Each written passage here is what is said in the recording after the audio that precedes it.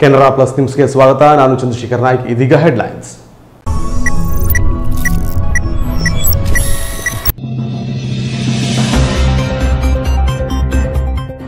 ಆನಂದ್ ಸ್ನೋಟಿಕರ್ ದೈಹಿಕವಾಗಿ ಬಹಳ ಸದೃಢರಾಗಿದ್ದಾರೆ, ಆದರೆ ಮಾನಸಿಕವಾಗಿ ಅವರು ಕಬರಸ್ಥಾನ್ ಸೇರಿದ್ದಾರೆ ಎಂದು ಸುದ್ದಿಗೋಷ್ಠಿಯಲ್ಲಿ ಬಿಜೆಪಿ ಜಿಲ್ಲಾ ಮಾಧ್ಯಮ ವಕ್ತಾರ ನಾಗರಾಜ್ ನಾಯ್ಕ್ ಹೇಳಿದರು. ಆನಂದ್ ಸ್ನೋಟಿಕರ್ ಅವರ ವಿರುದ್ಧವೇ 2019 ಚುನಾವಣೆಯಲ್ಲಿ ಗೆಲುವು ಕಂಡು ರಾಜ್ಯದಲ್ಲಿ ಅತಿ ಹೆಚ್ಚು ಮತಗಳನ್ನು ಪಡೆದಿದ್ದು ಇತಿಹಾಸ ಎಂದರು ಬಿಜೆಪಿ ಜಿಲ್ಲಾಧ್ಯಕ್ಷ ವೆಂಕಟೇಶ್ ನಾಯಕ್.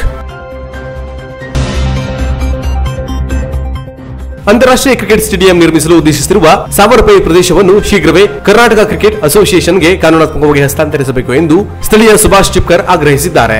ಅವರು ಸುದ್ದಿಗೋಷ್ಠಿ ನಡೆಸಿ ಕ್ರೀಡಾಂಗಣ ಸ್ಥಾಪನೆಯಾಗುವುದರಿಂದ ಸ್ಥಳೀಯವಾಗಿ ವ್ಯಾಪಾರ ವಹಿವಾಟು ಹೆಚ್ಚಾಗಲಿದೆ, ಸದಾಶಿವಗಢದಲ್ಲಿ ಅಭಿವೃದ್ಧಿಯಾಗಲಿದೆ ಎಂದು ಹೇಳಿದರು. ನಮ್ಮ ಬೇಡಿಕೆಗಳನ್ನು ಈಡೇರಿಸಿದರೆ ಸ್ಟೇಡಿಯಂ ನಿರ್ಮಾಣಕ್ಕೆ ನಮ್ಮ ಸಂಪೂರ್ಣ ಸಹಕಾರವಿದೆ ಎಂದು ಸುದ್ದಿಗೋಷ್ಠಿಯಲ್ಲಿ ತಿಳಿಸಿದರು. ಕುಮಟಾ ತಾಲೂಕು ಪಂಚಾಯತ್ ಸಭಾಭವನದಲ್ಲಿ ನಡೆದ ಕೆಡಿಪಿ ಸಭೆಯ ಅಧ್ಯಕ್ಷತೆಯನ್ನು ವಹಿಸಿದ್ರು ತಾಲೂಕಾ ಪಂಚಾಯತ್ ಅಧ್ಯಕ್ಷೆ ವಿಜಯ ಪಟ್ಗಾರ್. ಗೋಕರ್ಣದ ಅಶೋಕಿಯ ಪರಿಶಿಷ್ಟ ಜಾತಿ ಕೇರಿಗೆ ಸುಸಜ್ಜಿತ ರಸ್ತೆ ನಿರ್ಮಿಸಿಕೊಡಲು ಆಗ್ರಹಿಸಿದ್ರು ತಾಲೂಕಾ ಪಂಚಾಯತ್ ಸದಸ್ಯ ಮಹೇಶ್ ಶೆಟ್ಟಿ.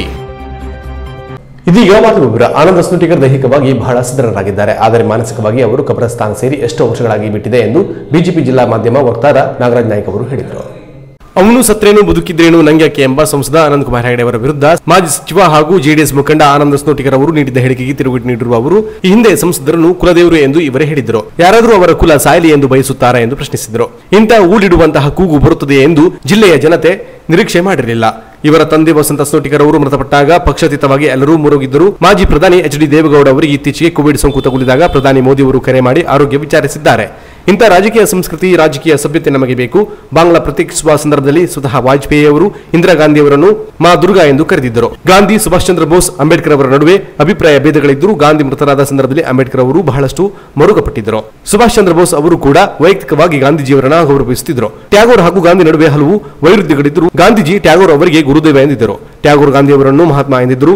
ಇಷ್ಟೆಲ್ಲ ಇತಿಹಾಸ ಇರುವ ನಾಡಲ್ಲಿ ವಿರೋಧ ಪಕ್ಷದ ಗುಲಾಬ್ ನಬಿ ಆಜಾದ್ ಅವರು ಲೋಕಸಭೆಯಿಂದ ನಿರ್ಗಮಿಸುತ್ತಿದ್ದಾಗ ನರೇಂದ್ರ ಮೋದಿ ಅವರು ಅವರನ್ನು ಸ್ವತಃ ಅಣ್ಣ ತಮ್ಮ ಎಂಬಂತೆ ಭಾವಪೂರ್ವಕವಾಗಿ ಕಣ್ಣೀರು ಹಾಕಿದರು. ಇದು ಸಮಾಜಕ್ಕೆ ಮಾದರಿಯಾಗುವಂತದ್ದು ಎಂದರು. ನಮ್ಮ ಜಿಲ್ಲೆಯ ರಾಜಕಾರಣದಲ್ಲಿ ಒಳ್ಳೆಯ ಸಂಸ್ಕೃತಿ, ಸಭ್ಯತೆ ಇರುವವರು ಇದ್ದಾರೆ. ನಮ್ಮ ನಡುವೆ ಪಕ್ಷ ಭೇದವಿಲ್ಲದೆ ಹೊರತು ವೈಯಕ್ತಿಕವಾಗಿ ಯಾವುದೇ ದ್ವೇಷ ಇಲ್ಲ. ಹೀಗಿರುವಾಗ ಅನಾರೋಗ್ಯಕ್ಕೆ ಒಳಗಾಗಿರುವ ಸಂಸದರನ್ನು ಈ ರೀತಿ ಸತ್ತರೆ ಒಳ್ಳೆಯದಿತ್ತು ಎಂದು ವಿಘ್ನ ಸಂತೋಷ ಪಡುವುದನ್ನು ಖಂಡಿಸುತ್ತೇವೆ. ಇದು ಜಿಲ್ಲೆಯ, ದೇಶದ ನೆಲದ ಸಂಸ್ಕೃತಿಯಲ್ಲ ಎಂದರು.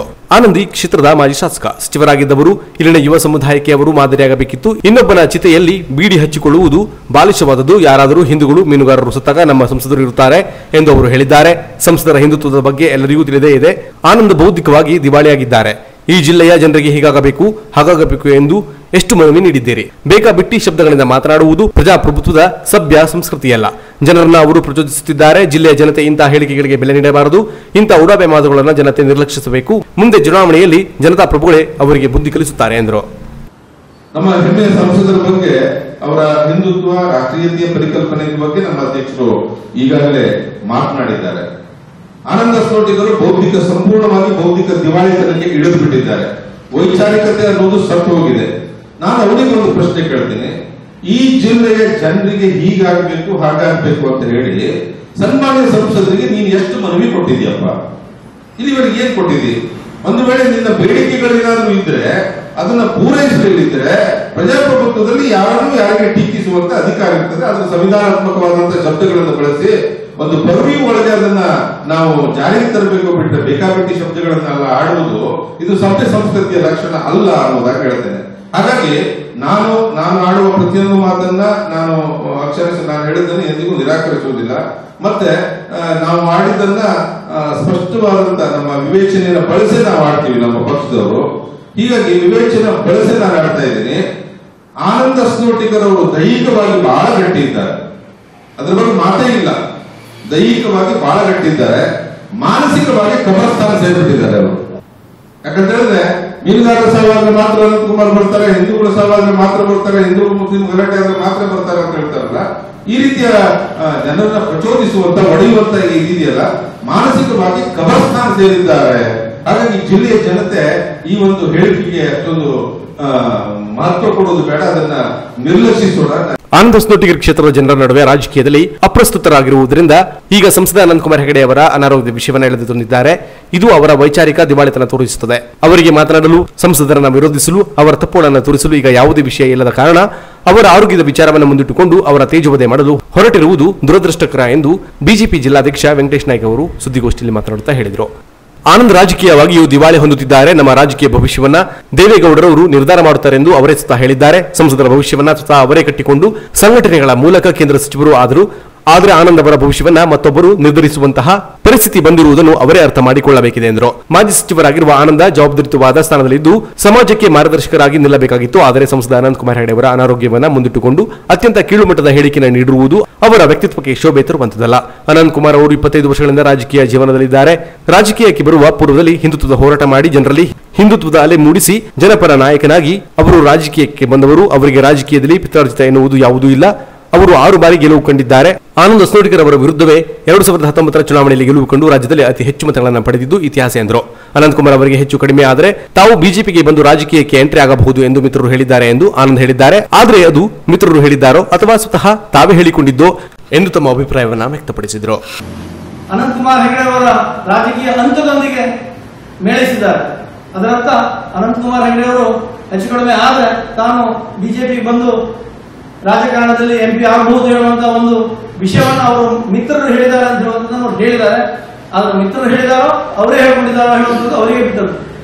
ಹಾಗಾಗಿ ಇದು ಅತ್ಯಂತ ಖಂಡನೀಯ ವಿಚಾರ ಅವರದಾಗಿದೆ. ಒಂದ್ ಕಡೆಗೆ ಅವರ ವೈಚಾರಿಕ ದಿವಾಳಿತನವನ್ನ ತೋರಿಸ್ತದೆ. ಯಾಕಂತ ಹೇಳಿದ್ರೆ ವೈಚಾರಿಕ ದಿವಾಳಿತನ ಯಾಕೆ ತೋರಿಸ್ತದೆ ಅಂತ ಹೇಳಿದ್ರೆ ಅವ್ರಿಗೆ ಯಾವುದೇ ಇಶ್ಯೂ ಇಲ್ಲ, ವಿಷಯ ಇಲ್ಲ.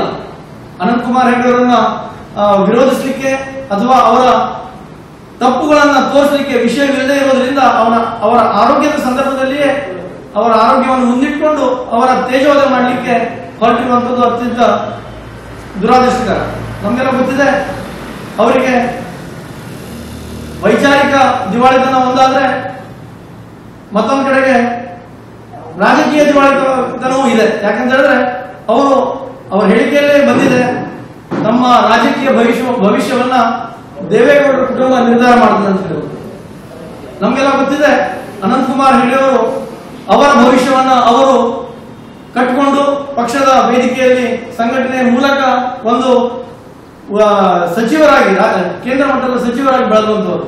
ಸುದ್ದಿಗೋಷ್ಠಿಯಲ್ಲಿ ಜಿಲ್ಲಾ ಮಾಧ್ಯಮ ಸಹ ವಕ್ತಾರ ಸದಾನಂದ್ ಭಟ್, ಜಿಲ್ಲಾ ಪ್ರಧಾನ ಕಾರ್ಯದರ್ಶಿಗಳಾದ ಗೋವಿಂದ ನಾಯ್ಕ್, ಎನ್ಎಸ್ ಹೆಗಡೆ, ಜಿಲ್ಲಾ ವಿಶೇಷ ಆಹ್ವಾನಿತ ಮನೋಜ್ ಭಟ್ ಹಾಜರಿದ್ದರು.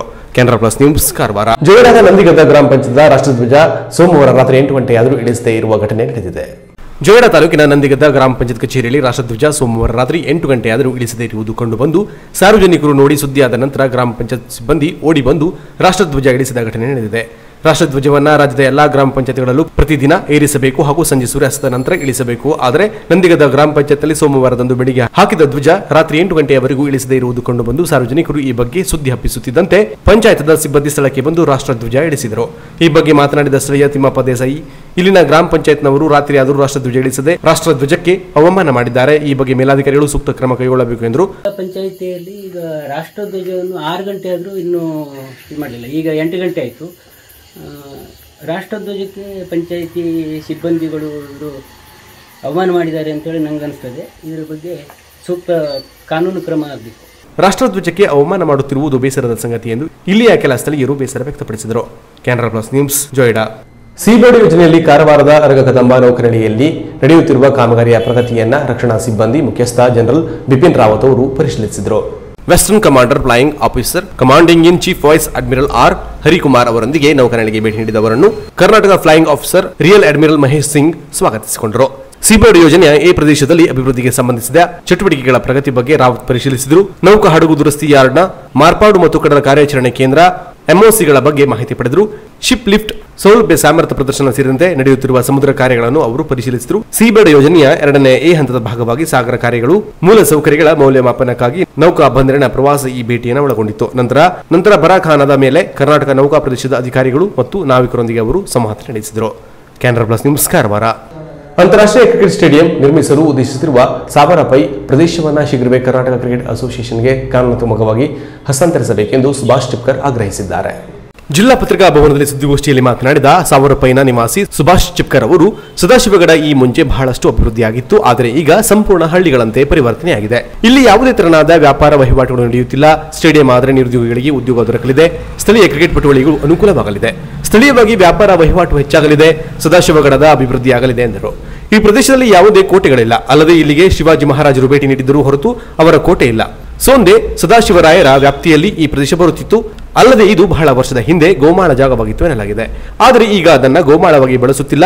ಯಾರ ಬಳಿ ಎಷ್ಟು ಆಕಳುಗಳಿವೆ ಎಂದು ಅದನ್ನ ಗೋಮಾಳವಾಗಿ ಬಳಸುತ್ತಾರೆ ಎಂದು ಪ್ರಶ್ನಿಸಿದರು. ಚಿತ್ತಾಪುರ ಸಾವರಪೈ ಗುಡ್ಡದ ಮೇಲೆ ಉದ್ದೇಶಿತ ಅಂತಾರಾಷ್ಟ್ರೀಯ ಕ್ರಿಕೆಟ್ ಸ್ಟೇಡಿಯಂ ನಿರ್ಮಾಣಕ್ಕೆ ಅನುಕೂಲ ಆಗುವಂತೆ ಮಂಜೂರು ಆಗಿರುವ ಭೂಪ್ರದೇಶವನ್ನು ಕೆಎಸ್ಸಿ ಬೆಂಗಳೂರಿವರೆಗೆ ಕಾನೂನು ಪ್ರಕಾರ ಶೀಘ್ರ ಹಸ್ತಾಂತರ ಕುರಿತು ಇದರ ಬಗ್ಗೆ ನಾವು ಈ ಸ್ಟೇಡಿಯಂ ಆಗ್ಬೇಕಂತ ಯಾಕೆ ಹೇಳ್ತಾ ಇದ್ದೀವಿ ಅಂತ ಹೇಳಿದ್ರೆ, ಸದಾಶಿವಗಳು ಮುಂಚೆ ಕೆಲವೊಂದು 10-15 ವರ್ಷದಲ್ಲಿ ತುಂಬಾ ಇಂಪ್ರೂವ್ಮೆಂಟ್ ಆಗಿದೆ. ಸದಾಶಿವಗಳು ಸಂಪೂರ್ಣವಾಗಿ ಹಳ್ಳಿಯಾಗಿ ಪರಿವರ್ತನೆ ಆಗಿದೆ. ಇಲ್ಲಿ ಯಾವುದೇ ತರಹದ ಅಂಗಡಿಗಳಾಗಲಿ, ವ್ಯಾಪಾರ ವಹಿವಾಟಾಗಲಿ ಯಾವುದೇ ರೀತಿಯಲ್ಲಿ ಒಳ್ಳೆಯ ರೀತಿಯಲ್ಲಿ ಇಲ್ಲ. ಒಂದು ರೀತಿಯಲ್ಲಿ ಈ ಸ್ಟೇಡಿಯಂ ಆದರೆ, ಸದಾಶಿವಗಡದಲ್ಲಿ ಆದರೆ ಎಲ್ಲರಿಗೂ ಕೆಲಸ ಸಿಗುವುದು, ನಿರುದ್ಯೋಗಿಗಳಿಗೆ ಕೆಲಸ ಸಿಗುವಂತ ನಮ್ಮ ಭಾವನೆ. ಇನ್ನೂರು ವೈಶಾಖ್ ಗಜಿನಿಕರ್ ಮಾತನಾಡಿ, ಸದಾಶಿವಗಡದಲ್ಲಿ ಸ್ಟೇಡಿಯಂ ಆಗುವುದರಿಂದ ಭವಿಷ್ಯದಲ್ಲಿ ಅಭಿವೃದ್ಧಿಗೆ ಪ್ರಯೋಜನಕಾರಿಯಾಗಲಿದೆ. ಸ್ಥಳೀಯವಾಗಿ 800-900 ಜನರಿಗೆ ಉದ್ಯೋಗ ದೊರಕುವುದರ ಜೊತೆಗೆ ಈ ಪ್ರದೇಶ ಪ್ರವಾಸಿ ತಾಣವಾಗಿ ರೂಪುಗೊಳ್ಳಲಿದೆ. ಸಾವರಪೈನಲ್ಲಿ ಸ್ಟೇಡಿಯಂ ಆಗಲು 100% ಜನರಲ್ಲಿ ಕೇವಲ 4% ಜನರ ವಿರೋಧವಿದೆ. ಆದರೆ ಕಾರವಾರದ ಅಭಿವೃದ್ಧಿಗೆ ಎಲ್ಲರೂ ಸಹಕಾರ ನೀಡಬೇಕಿದೆ ಎಂದರು. ಮತ್ತೋರ್ವ ಉಪೇಂದ್ರ ಗೋವೇಕರ್ ಮಾತನಾಡಿ, ಸಾವರಪೈನಲ್ಲಿ ಕ್ರಿಕೆಟ್ ಸ್ಟೇಡಿಯಂ ಆಗಲು 10-15 ಜನ ವಿರೋಧಿಸುತ್ತಿದ್ದಾರೆ. ಆದರೆ ಸಾವರಪೈಗೆ ತಾರಿವಾಡದ ಯಾರದ್ದು ಕೂಡ ಇದಕ್ಕೆ ವಿರೋಧವಿಲ್ಲ. ಇಲ್ಲಿ ಕ್ರೀಡಾಂಗಣ ಮಾಡಲು ಯಾವುದೇ ಬ್ಲಾಸ್ಟಿಂಗ್ ಮಾಡುವುದಿಲ್ಲ. ಕೆಲವರು ಸುದ್ದಿಗೋಷ್ಠಿ ಮಾಡಿ ಕ್ರೀಡಾಂಗಣ ಮಾಡಲು ಒಪ್ಪಿಗೆ ಇದೆ ಎಂದು ಗ್ರಾಮಸ್ಥರ ಒತ್ತಾಯಪೂರ್ವಕವಾಗಿ ಸಹಿ ಹಾಕಿಸಿಕೊಂಡಿದ್ದಾರೆ ಎಂದು ಆರೋಪಿಸಿದ್ದಾರೆ. ಆದರೆ ನಾವೆಲ್ಲ ಸ್ವಯಂ ಪ್ರೇರಿತರಾಗಿ ಸಹಿ ನೀಡಿದ್ದೇವೆ. ನಾವು ಕೆಲವೊಂದು ಷರತ್ತುಗಳನ್ನು ಹಾಕಿದ್ದೇವೆ. ಸ್ಥಳೀಯ ಯುವಕರು ಉದ್ಯೋಗಕ್ಕಾಗಿ ಗೋವಾ, ಮುಂಬೈಗಳಿಗೆ ಹೋಗುತ್ತಿದ್ದಾರೆ. ಹೀಗಾಗಿ ಸ್ಥಳೀಯವಾಗಿ ಉದ್ಯೋಗ ನೀಡಬೇಕು. ಗ್ರಾಮದಲ್ಲಿನ ಕೆಲವು ಸಮಸ್ಯೆಗಳಿದ್ದು ಅವುಗಳನ್ನು ಪರಿಹರಿಸಬೇಕು. ಇಂಥ ನಮ್ಮ ಬೇಡಿಕೆಗಳನ್ನು ಈಡೇರಿಸಿದರೆ ಸ್ಟೇಡಿಯಂ ನಿರ್ಮಾಣಕ್ಕೆ ನಮ್ಮ ಸಂಪೂರ್ಣ ಸಹಕಾರವಿದೆ ಎಂದರು. ವಿಶ್ವನಾಥ್ ಕಲ್ಲೂರ್ಕರ್ ಮಾತನಾಡಿ, ಈ ಕ್ರೀಡಾಂಗಣದ ಜಾಗ ನದಿ ತೀರದಲ್ಲಿ ಇರುವುದರಿಂದ ಸ್ಥಳೀಯರು ಅಲ್ಲಿ ಜಲಸಾಹಸ ಕ್ರೀಡೆಗಳನ್ನು ನಡೆಸುವ ಮೂಲಕ ಪ್ರವಾಸೋದ್ಯಮದ ಅಭಿವೃದ್ಧಿಗೆ ಆಗಲಿದೆ. ಸ್ಥಳೀಯ ಕ್ರೀಡಾಪಟುಗಳಿಗೂ ಕ್ರೀಡಾಂಗಣದಲ್ಲಿ ಆಡಲು ಹಾಗೂ ತರಬೇತಿ ಪಡೆಯಲು ಅವಕಾಶ ಸಿಗುತ್ತೆ. ಶೀಘ್ರವಾಗಿ ಕ್ರೀಡಾಂಗಣ ಆಗುವಂತಾಗಲಿ. ಈ ಬಗ್ಗೆ ಜಿಲ್ಲಾಡಳಿತಕ್ಕೂ ನಾವು ಮನವಿ ಮಾಡಿಕೊಂಡಿದ್ದೇವೆ ಎಂದರು. ಇಲ್ಲಿ ಯಾವುದೇ ಇತಿಹಾಸದ ಕುರುಹುಗಳಿಲ್ಲ. ಇಲ್ಲಿ ಧ್ವಜಾರೋಹಣದ ಕಂಬವನ್ನ ಇತ್ತೀಚೆಗೆ ನೆಟ್ಟಿದ್ದಾರೆ. ಗ್ರಾಮ ಪಂಚಾಯತ್ ಅಧ್ಯಕ್ಷರು ಅಲ್ಲಿ ಜನವರಿ 26, ಆಗಸ್ಟ್ 15ಕ್ಕೆ ಧ್ವಜಾರೋಹಣ ಮಾಡುತ್ತಿದ್ದರು ಅಷ್ಟೇ ಎಂದರು. ಪ್ರಮುಖರಾದ ಮೋಹನ್ ಕಾಂಬ್ಳೆ, ದಿಲೀಪ್ ಗಜನಿಕರ್ ಮುಂತಾದವರು ಹಾಜರಿದ್ದರು. Canara plus news, Karwar. ನನಗೆ 75 ವರ್ಷ ಸಾಹಿತ್ಯ ಪರಿಷತ್ನಲ್ಲಿ ಬದಲಾವಣೆ ಮಾಡಬೇಕಿದೆ. ಅದಕ್ಕಾಗಿ ಬದಲಾವಣೆಗೆ ನಿಂತಿದ್ದೇನೆ ಎಂದು ಜಿಲ್ಲಾ ಪತ್ರಿಕಾ ಭವನದಲ್ಲಿ ಶಾರದಾ ಭಟ್ ಹೇಳಿದರು. ಜಿಲ್ಲಾ ಪತ್ರಿಕಾ ಭವನದಲ್ಲಿ ಮಾತನಾಡಿದ ಅವರು, ಒಬ್ಬರ ದಾರಿಯೇ ಮುಖ್ಯ ಆಗಬಾರದು. ಎಲ್ಲರ ಮಾತು ಕೇಳಿ ಸಲಹೆ ಪಡೆದು ಇಡೀ ಬರಹಗಾರರ ಕುಟುಂಬವನ್ನಾಗಿ ಬದಲಾಯಿಸಬೇಕಿದೆ. ಎಲ್ಲರೂ ಸೇರಿ ಕನ್ನಡದ ರಥ ಎಳೆಯುವಂತಾಗಬೇಕು. ಮಹಿಳೆಯರು ಸಹ ಪರಿಷತ್ ರಥ ಎಳೆಯಬೇಕು. ಮಹಿಳೆಯರಿಗೆ ಅರ್ಹತೆ ಇದೆ. ಇತರ ಮಹಿಳೆಯರು ಮುಂದೆ ಬರಲಿಲ್ಲ. ಹಾಗಾಗಿ ನಾನೇ ಚುನಾವಣೆಗೆ ನಿಂತಿದ್ದೇನೆ. ಸಾಕ್ಷರತೆಯ ಆಂದೋಲನದಲ್ಲಿ ಕೆಲಸ ಮಾಡಿದ್ದೇನೆ. ಕತೆ, ಕವನ, ಕಾದಂಬರಿ ಬರೆದಿದ್ದೇನೆ ಎಂದರು. 7 ಸ್ಥಳೀಯ ನಾಟಕವನ್ನು ಸಹ ಬರೆದಿದ್ದೇನೆ. ದೇವರ ನಾಮ ಬರೆದಿದ್ದೇನೆ ಎಂದು ಶಾರದಾ ಭಟ್ ಹೇಳಿದರು. ಸತ್ಯ, ನ್ಯಾಯ, ನಿಷ್ಠೆಯಿಂದ ಪರಿಷತ್ ನಡೆಸುವೆ ಎಂದರು. ಪರಿಷತ್ನಲ್ಲಿ ಭಿನ್ನಾಭಿಪ್ರಾಯ ಇದೆ. ಹಿಂದೆ 2 ಸಲ ಸ್ಪರ್ಧಿಸಿ ಸೋತಿರುವೆ. 2ನೇ ಸಲ ನಿಂತಾಗ 40 ಓಟಿನ ಅಂತರದಿಂದ ಸೋತಿದ್ದೆ. 3ನೇ ಸಲ ಸ್ಪರ್ಧೆಗೆ ವೈಯಕ್ತಿಕ ಕಾರಣದಿಂದ ನಾಮಪತ್ರ ನೀಡಿರಲಿಲ್ಲ. ಈಗ ಮತ್ತೆ ಸ್ಪರ್ಧೆಗೆ ನಾಮಪತ್ರ ಸಲ್ಲಿಸಿರುವೆ. ಪರಿಷತ್ನಲ್ಲಿ ಒಡಕಿದೆ, ಇದಂತೂ ನಿಜ. ಆದರೆ ಅದನ್ನ ಮರೆಯಬೇಕು. ನಾನು ರಾಜ್ಯ ಪ್ರಶಸ್ತಿ ವಿಜೇತ ಶಿಕ್ಷಕಿ ಆಗಿದ್ದರೂ ನನ್ನ ಸಾಹಿತ್ಯ ಕಾರ್ಯಕ್ರಮಕ್ಕೆ ಕರೆಯುತ್ತಿರಲಿಲ್ಲ. ಇದು ದ್ವೇಷವೋ ಪ್ರೀತಿಯೋ ನನಗೆ ಅರ್ಥವಾಗಲಿಲ್ಲ ಎಂದು ಹೇಳಿದರು. ಜೀವನ 16 ವರ್ಷ ಕಳೆದ 17ನೇ ವರ್ಷ ಪ್ರಾರಂಭ. ಮನೆಯ ಜಗಲಿಯ ಮೇಲೆ ಕೂತು ಸಾಹಿತ್ಯವನ್ನು ಬರೆಯುವುದು, ಮನೆ ಕೆಲಸಗಳಿಗೆ ಗಮನ ಕೊಡುವುದಕ್ಕಾಗಿ ಸಾರ್ವಜನಿಕವಾಗಿ ಯಾವುದೇ ಒಂದು ಹೆಚ್ಚಿನ ಕೆಲಸ ಮಾಡಲಿಕ್ಕೆ ನಮಗೆ ಆಗಲಿಲ್ಲ. ಆದರೆ ಈ ಒಂದು ಸನ್ನಿವೇಶದಲ್ಲಿ ಕನ್ನಡ ಸಾಹಿತ್ಯ ಪರಿಷತ್ತಿನ ಜಿಲ್ಲಾಧ್ಯಕ್ಷ ಸ್ಥಾನಕ್ಕೆ ಒಂದು ನಾಮಪತ್ರ ಸಲ್ಲಿಸಲಿಕ್ಕೆ, ಆ ಸ್ಥಾನಕ್ಕಾಗಿ ಆಕಾಂಕ್ಷೆಯಾಗಿ ನಾಮಪತ್ರ ಸಲ್ಲಿಸಲಿಕ್ಕೆ ಜನರ ಜಿಲ್ಲೆಯಾದ್ಯಂತ ಜನರ ಒತ್ತಡ ಬಂದರಿಂದ ಒಂದು ಹೆಜ್ಜೆ ಇಟ್ಟಿದ್ದೇನೆ. ಈಗಾಗಲೇ ನಾಮಪತ್ರ ಸಲ್ಲಿಸಿದ್ದೇನೆ. ನನ್ನದಾದಂಥ ಒಂದು ಒಳಗಳನ್ನು ನಾನು ಹೇಳ್ಕೊಡ್ತೇನೆ. ನಾನು 1999ರಲ್ಲಿ ಕನ್ನಡ ಸಾಹಿತ್ಯ ಪರಿಷತ್ತಿನ ಸದಸ್ಯರಾಗಿದ್ದೇನೆ. ಅವತ್ತಿನಿಂದ ನನಗೆ ಕನ್ನಡ ಆಡಬೇಕು ಅಂತ ಒಂದು ಕನಸು ಇತ್ತು. ಯಾಕಂದ್ರೆ 10 ವರ್ಷಗಳ ಕಾಲ 93ರಿಂದ 2003ವರೆಗೆ ಜಿಲ್ಲಾ ಕನ್ನಡಕ್ಕೆ ಕೂಡ ಸಾಕ್ಷರತಾ ಕಾರ್ಯಕ್ರಮದಲ್ಲಿ ನಾನು ಕೆಲಸ ಮಾಡಿ ಕನ್ನಡವನ್ನು ಉಳಿಸುವಂತ ಕೆಲಸವನ್ನು. ಪತ್ರಿಕಾಗೋಷ್ಠಿಯಲ್ಲಿ ಸಂಧ್ಯಾ ಭಟ್ರು ಅವರು ಇದ್ದರು. Canara plus news, Karwar. ಇದೀಗ ಶಾರ್ಟ್ ಬ್ರೇಕ್ ನಂತರ ಕೆನರಾ ಪ್ಲಸ್ ನ್ಯೂಸ್ ಮುಂದುವರಿಯುವುದು. ಕೆನರಾ ಪ್ಲಸ್.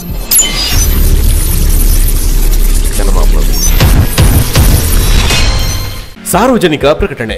ಕುಮಟಾ ಪುರಸಭೆಯಿಂದ ಕುಡಿಯುವ ನೀರಿನ ಸಂಪರ್ಕವನ್ನ ಪಡೆದುಕೊಂಡಿದ್ದು, ಆದರೆ 2020-21ನೇ ಸಾಲಿನ ನೀರಿನ ಶುಲ್ಕ ಸೇರಿದಂತೆ ಹಿಂದಿನ ನೀರಿನ ಶುಲ್ಕ ಸಂದಾಯಿಸದೇ ಇರುವ ಬಾಕಿದಾರರಿಗೆ ತಿಳಿಯಪಡಿಸುವುದೇನೆಂದರೆ, ನೀರಿನ ಶುಲ್ಕದ ಕಾರ್ಡುಗಳನ್ನು ಕಾಲೋಚಿತಗೊಳಿಸಿಕೊಂಡು ದಿನಾಂಕ 25/2/2021 ಬಾಕಿ ಇರುವ ನೀರಿನ ಶುಲ್ಕವನ್ನ ಈ ಕಚೇರಿಗೆ ಸಂದಾಯಿಸುವಂತೆ ಅಂತಿಮವಾಗಿ ಆದೇಶಿಸಿದೆ.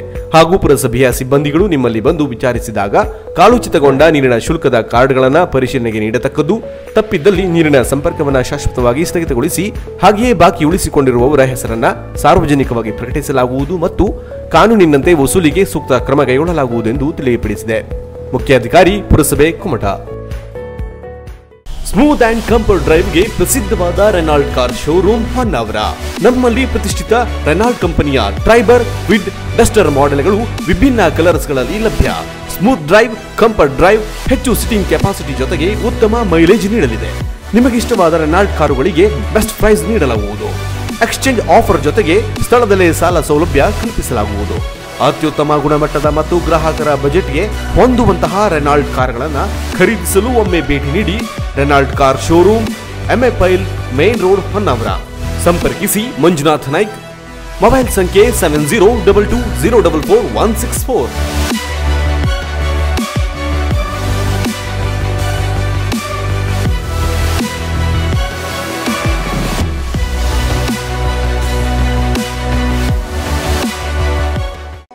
Renault, passion for life. ಪರಿಶುದ್ಧ ಮತ್ತು ಆಕರ್ಷಕ ಚಿನ್ನಾಭರಣಗಳ ಬೃಹತ್ ಮಳಿಗೆ ಕಲ್ಯಾಣಿ ಜ್ಯುವೆಲರಿ ಕುಮಟಾ.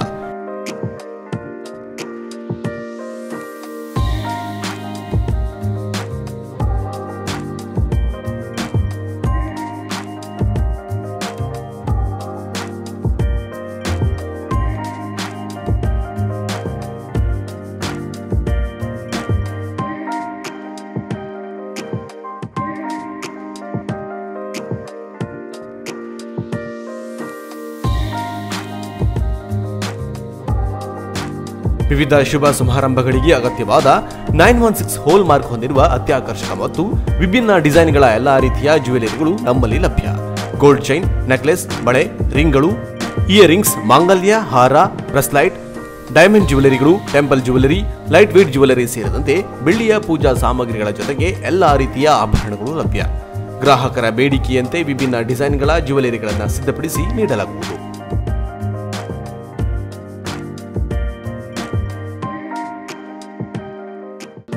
ರೀಸನೇಬಲ್ ರೇಟ್ ಜೊತೆಗೆ ಗ್ರಾಹಕರ ವಿಶ್ವಾಸ ಗಳಿಸುವುದೇ ನಮ್ಮ ಬ್ರ್ಯಾಂಡ್. ಹಿಂದೆ ಭೇಟಿ ನೀಡಿ. ಕಲ್ಯಾಣಿ ಜ್ಯುವೆಲರಿ, ಕೆಡಿಸಿಸಿ ಬ್ಯಾಂಕ್ ಎದುರು, ಬಸ್ತಿಪೇಟೆ ರೋಡ್, ಕುಮಟಾ. ಮಾಲೀಕರು ಸುರೇಶ್ ಗಣಪತಿ ಶೇಟ್. ಮೊಬೈಲ್ ಸಂಖ್ಯೆ 9110404802. ವಿವಿಧ ಶುಭ ಸಮಾರಂಭಗಳಿಗೆ ಅಗತ್ಯವಾದ ವಿಭಿನ್ನ ಡಿಸೈನ್ಗಳ ಅತ್ಯಾಕರ್ಷಕ ಸಾರಿಗಳ ಬೃಹತ್ ಮಳಿಗೆ ಶ್ರೀ ಧನಲಕ್ಷ್ಮಿ ಸಿಲ್ಕ್ಸ್, ಶಿರಾಲಿ, ಭಟ್ಕಳ.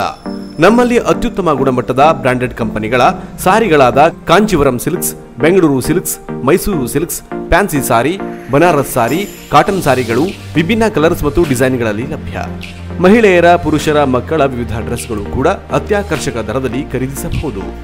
ಬಾಬಾ suits, churidar, readymade dress, shirt, T shirt, jeans pant, coat ಸೇರಿದಂತೆ ಎಲ್ಲಾ ರೀತಿಯ ಬಟ್ಟೆಗಳು ವಿಭಿನ್ನ ಕಲರ್ಸ್ ಮತ್ತು ಡಿಸೈನ್ಗಳಲ್ಲಿ ಲಭ್ಯ. ವಿವಾಹ ಮುಂಜಿಯಂತಹ ಶುಭ ಸಮಾರಂಭಗಳಿಗೆ ಬಟ್ಟೆ ಖರೀದಿಸುವವರಿಗೆ 25% 30% ರಿಯಾಯಿತಿ ನೀಡಲಾಗುವುದು. ಹಿಂದೆ ಭೇಟಿ ನೀಡಿ.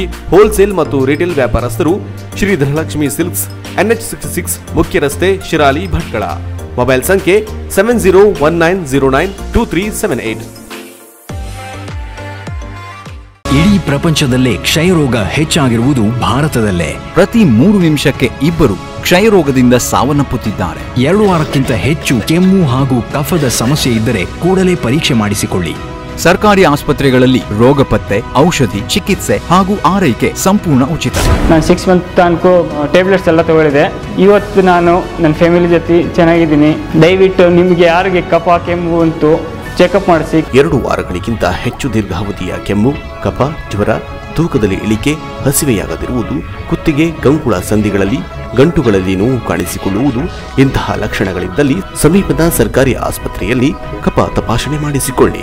ಕ್ಷಯರೋಗ ತಪಾಸಣೆ ಮಾಡಿಸಿಕೊಳ್ಳಲು ವೈದ್ಯರು, ಮನೆಗೆ ಭೇಟಿ ನೀಡುವ ಆಶಾ ಕಾರ್ಯಕರ್ತೆಯರು ಮತ್ತು ಆರೋಗ್ಯ ಕಾರ್ಯಕರ್ತೆಯರಿಂದ ಸಲಹೆಗಳನ್ನು ಪಡೆಯಬಹುದು. ನೆನಪಿಡಿ, ಸರ್ಕಾರಿ ಆಸ್ಪತ್ರೆಗಳಲ್ಲಿ ಕ್ಷಯರೋಗ ಸಂಬಂಧಿತ ಚಿಕಿತ್ಸೆ ಸಂಪೂರ್ಣ ಉಚಿತ. ಸರಿಯಾದ ಚಿಕಿತ್ಸೆಯಿಂದ ಕ್ಷಯರೋಗವನ್ನು ಸಂಪೂರ್ಣವಾಗಿ ಗುಣಪಡಿಸಿಕೊಳ್ಳಬಹುದು. ಇದು ಜಿಲ್ಲಾ ಆರೋಗ್ಯ ಮತ್ತು ಕುಟುಂಬ ಕಲ್ಯಾಣ ಇಲಾಖೆ ಉತ್ತರ ಕನ್ನಡದ ಪ್ರಕಟಣೆಯಾಗಿದೆ. ವಿಭಿನ್ನ ಡಿಸೈನ್ಗಳ ಆಕರ್ಷಕ ಬಟ್ಟೆಗಳ ಹೋಲ್ಸೇಲ್ ಮತ್ತು ರಿಟೇಲ್ ವ್ಯಾಪಾರಸ್ಥರ ಬೃಹತ್ ಮಳಿಗೆ ಜಯಲಕ್ಷ್ಮಿ ಸಿಲ್ಕ್ಸ್, ಶಿರಾಲಿ ಭಟ್ಕಳ. ನಮ್ಮಲ್ಲಿ ಮದುವೆ ಜವಳಿ ಸೀರೆಗಳು, Kanchivaram silks, Bengaluru silks, Mysuru silks, fancy sari, Banaras sari, cotton sari, suiting, shirting, dress materials, baba suits, churidar, ಮಕ್ಕಳ dress, frock, readymade dress, coat ಸೇರಿದಂತೆ ಎಲ್ಲಾ ರೀತಿಯ ಬಟ್ಟೆಗಳು ವಿವಿಧ ಕಲರ್ಸ್ ಮತ್ತು ಡಿಸೈನ್ಗಳಲ್ಲಿ ಲಭ್ಯ.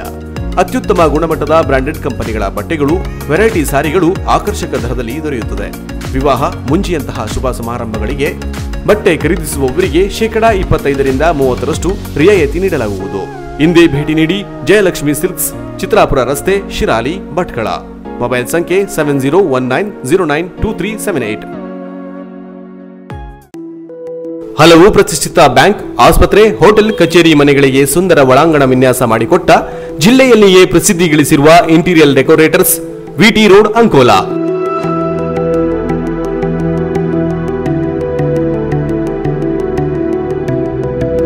20 ವರ್ಷಗಳ ಸಾರ್ಥಕ ಸೇವೆ ನೀಡಿರುವ ನಾವು ಗ್ರಾಹಕರ ಬೇಡಿಕೆಗೆ ತಕ್ಕಂತೆ ಎಲ್ಲಾ ತರಹದ ಪ್ಲೈವುಡ್ ವರ್ಕ್ ಮತ್ತು ಇಂಟೀರಿಯರ್ ಡಿಸೈನ್ ಮಾಡಿಕೊಡಲಾಗುವುದು. 20ನೇ ವರ್ಷದ ಸಾರ್ಥಕ ಸೇವೆಯಲ್ಲಿ ನಮ್ಮೆಲ್ಲ ಗ್ರಾಹಕರಿಗೆ, ಹಿತೈಷಿಗಳಿಗೆ ಅಭಿನಂದನೆಗಳು. ತಮ್ಮ ಅಗತ್ಯತೆಗಳಿಗೆ ಹಿಂದೆ ಕರೆ ಮಾಡಿ. ಪುನಾರಮ ಸುತಾರ್. ಮೊಬೈಲ್ ಸಂಖ್ಯೆ 7975415148. ಕಚೇರಿ ವಿಳಾಸ interior decorators, VT road, Ankola. ಈ ಮೂಲಕ ಸಾರ್ವಜನಿಕರಿಗೆ ತಿಳಿಪಡಿಸುವುದೇನೆಂದರೆ, ಕೊರೋನಾ ಕಾಯಿಲೆಯ 2ನೇ ಅಲೆ ಎಲ್ಲಾ ಕಡೆ ಪ್ರಾರಂಭವಾಗುವ ಲಕ್ಷಣಗಳು ಗೋಚರಿಸುತ್ತಿವೆ. ಆದ್ದರಿಂದ ಸರ್ಕಾರವು ಈ ನಿಟ್ಟಿನಲ್ಲಿ ಮುಂಜಾಗ್ರತಾ ಕ್ರಮಗಳನ್ನು ಹಂತ ಹಂತವಾಗಿ ತೆಗೆದುಕೊಳ್ಳುತ್ತಿದೆ. ಕೊರೋನಾ ಕಾಯಿಲೆ ನಿಯಂತ್ರಿಸುವ ಸಲುವಾಗಿ 60 ವರ್ಷ ಮೇಲ್ಪಟ್ಟ ಎಲ್ಲರಿಗೂ ಮತ್ತು 45 ವರ್ಷಗಳಿಂದ 60 ವರ್ಷ ವಯೋಮಾನದ ಗಂಭೀರ ಕಾಯಿಲೆ ಉಳ್ಳವರಿಗೂ ಸಹ ಉಚಿತ ಕೋವಿಡ್ ಲಸಿಕೆ ನೀಡಲು ಆರಂಭಿಸಲಾಗಿದೆ. ರವಿವಾರ ಹೊರತುಪಡಿಸಿ ಪ್ರತಿದಿನ ಬೆಳಿಗ್ಗೆ 10 ಗಂಟೆಯಿಂದ ಸಂಜೆ 4 ಗಂಟೆಯವರೆಗೆ ಸಾರ್ವಜನಿಕ ಆಸ್ಪತ್ರೆ ಕುಮಟಾದಲ್ಲಿ ಮತ್ತು ಪ್ರತಿ ಸೋಮವಾರ, ಬುಧವಾರ, ಶುಕ್ರವಾರ ಹಾಗೂ ಶನಿವಾರಗಳಂದು ಬೆಳಿಗ್ಗೆ 10 ಗಂಟೆಯಿಂದ ಸಂಜೆ 4 ಗಂಟೆಯವರೆಗೆ ತಾಲೂಕಿನ ಎಲ್ಲಾ ಪ್ರಾಥಮಿಕ ಆರೋಗ್ಯ ಕೇಂದ್ರಗಳಲ್ಲಿ ಉಚಿತವಾಗಿ ಕೋವಿಡ್ ಲಸಿಕೆ ನೀಡುವ ಕಾರ್ಯಕ್ರಮಗಳನ್ನು ಆರಂಭಿಸಲಾಗಿದೆ.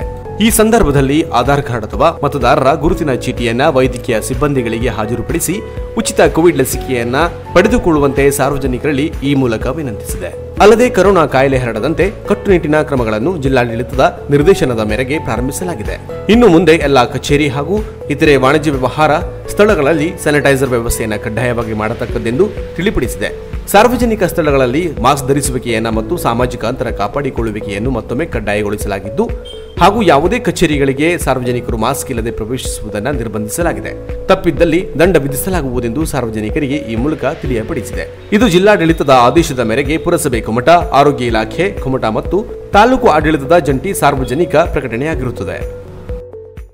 ಅನುಭವಿ ಹಾಗೂ ನುರಿತ ಶಿಕ್ಷಕರ ಜೊತೆಗೆ ಅತ್ಯಾಧುನಿಕ ಶೈಕ್ಷಣಿಕ ಕಲಿಕೆಯನ್ನು ಅಳವಡಿಸಿಕೊಂಡಿರುವ ಪ್ರಸಿದ್ಧ ಮಹಾತ್ಮ ಗಾಂಧಿ ವಿದ್ಯಾವರ್ಧಕ ಸಂಘದ ಸೆಕೆಂಡರಿ ಹೈಸ್ಕೂಲ್ ಹಿರೇಗುತ್ತಿ ಕುಮಟಾ ಕರ್ನಾಟಕ ಸರ್ಕಾರದ ಮಾನ್ಯತೆ ಪಡೆದಿರುವ ಸೆಕೆಂಡರಿ ಹೈಸ್ಕೂಲ್ ಅನುಭವಿ ಆಡಳಿತ ಮಂಡಳಿಯ ನೇತೃತ್ವದಲ್ಲಿ ಯಶಸ್ವಿಯಾಗಿ ನಡೆಯುತ್ತಿದ್ದು, ಹೈಸ್ಕೂಲ್ನಲ್ಲಿ ಹಲವು ಸ್ಪರ್ಧಾತ್ಮಕ ಪರೀಕ್ಷೆಗಳಿಗೆ ತಯಾರಿ, ಆಟೋಟ ಸ್ಪರ್ಧೆಗಳಿಗೆ ಪ್ರೋತ್ಸಾಹ, ಶಿಸ್ತಿನಿಂದ ಕೂಡಿದ ವಿದ್ಯಾಭ್ಯಾಸ ಹಾಗೂ ಗಣಕೀಕೃತ ಶಿಕ್ಷಣ, ಉತ್ತಮ ವಿಜ್ಞಾನ ಪ್ರಯೋಗಾಲಯ ಮತ್ತು ಗ್ರಂಥಾಲಯ, ಆಧುನಿಕ ಪೀಠೋಪಕರಣ, ಪಾಠೋಪಕರಣ ಮತ್ತು ಆಟದ ಸಾಮಗ್ರಿಗಳು, ಸರ್ವತೋಮುಖ ಬೆಳವಣಿಗೆಗೆ ಹೆಚ್ಚಿನ ಆದ್ಯತೆ, ಸಿಸಿಟಿವಿ ಕಣ್ಗಾವಲಿರುವ ಕೊಠಡಿಗಳು, ಪೌಷ್ಟಿಕಾಂಶವುಳ್ಳ ಮಧ್ಯಾಹ್ನದ ಊಟದ ವ್ಯವಸ್ಥೆ, ವಿಜ್ಞಾನ ವಸ್ತು ಪ್ರದರ್ಶನದಲ್ಲಿ ಪ್ರತಿ ವರ್ಷ ರಾಜ್ಯ ಮಟ್ಟಕ್ಕೆ ಆಯ್ಕೆಯಾದ ಕೀರ್ತಿಯನ್ನ ಹೈಸ್ಕೂಲ್ ಹೊಂದಿದೆ. ಇಂಥ ಗುಣಮಟ್ಟದ ಶಿಕ್ಷಣ ಹೊಂದಿರುವ ಸೆಕೆಂಡರಿ ಹೈಸ್ಕೂಲ್ನಲ್ಲೇ ನಿಮ್ಮ ಮಕ್ಕಳಿಗೆ ಪ್ರವೇಶ ಕೊಡಿಸಿ. 2021-22ನೇ ಸಾಲಿನ 8, 9 ಮತ್ತು 10ನೇ ತರಗತಿಗಳಿಗೆ ಪ್ರವೇಶ ಪ್ರಕ್ರಿಯೆ ಆರಂಭವಾಗಿದೆ. ತ್ವರಿತವಾಗಿ ತಮ್ಮ ಸೀಟ್ಗಳನ್ನು ಕಾಯ್ದಿರಿಸಿಕೊಳ್ಳಲು ಮತ್ತು ಹೆಚ್ಚಿನ ಮಾಹಿತಿಗಾಗಿ ಸಂಪರ್ಕಿಸಿ.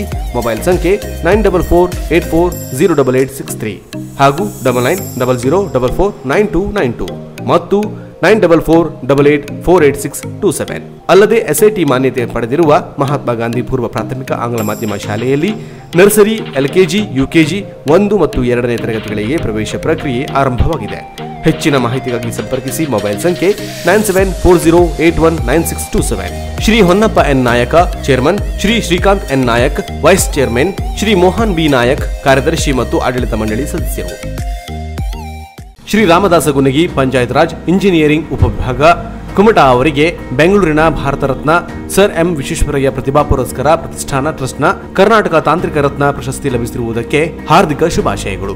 ಅವರ ಪತ್ನಿ ಶ್ರೀಮತಿ ಶೈಲಾ ರಾಮದಾಸ್ ಗುನಗಿ, ಸಹ ಶಿಕ್ಷಕಿ, ಸರ್ಕಾರಿ ಕಿರಿಯ ಪ್ರಾಥಮಿಕ ಶಾಲೆ, ನೆಹರು ನಗರ, ತಾಲೂಕು ಕುಮಟಾರವರಿಗೆ ಬೆಂಗಳೂರಿನ ಶಿಕ್ಷಣ ಜ್ಞಾನ ಮಾಸ ಪತ್ರಿಕೆಯ ಜ್ಞಾನ ಜ್ಯೋತಿ ಪ್ರಶಸ್ತಿ ನೀಡಿ ಗೌರವಿಸಿರುವುದು ಹೆಮ್ಮೆಯ ಸಂಗತಿಯಾಗಿದೆ.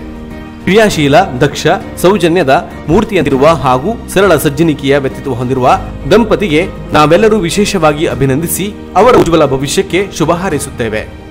ಶುಭ ಕೋರುವವರು ಜಿಲ್ಲಾ ಪಂಚಾಯತ್ ಇಲಾಖೆಯವರು, ಕುಮಟಾ ಮತ್ತು ಗುತ್ತಿಗೆದಾರರು Kumta, Ashok Yashwant Naik Chandavar, Ishwar N Patgar Gudekoppa, NK Naik Murur, Shrinag M Prabhu Valagalli, Vishnu S Bhat Murur, Vasanth G Harikantra Honalagadde, Raghavendra Gunga Halkar, Suresh S Jagannath Kochrekar Kumta, Suresh S Patgar ಗುಡೇಕೊಪ್ಪ.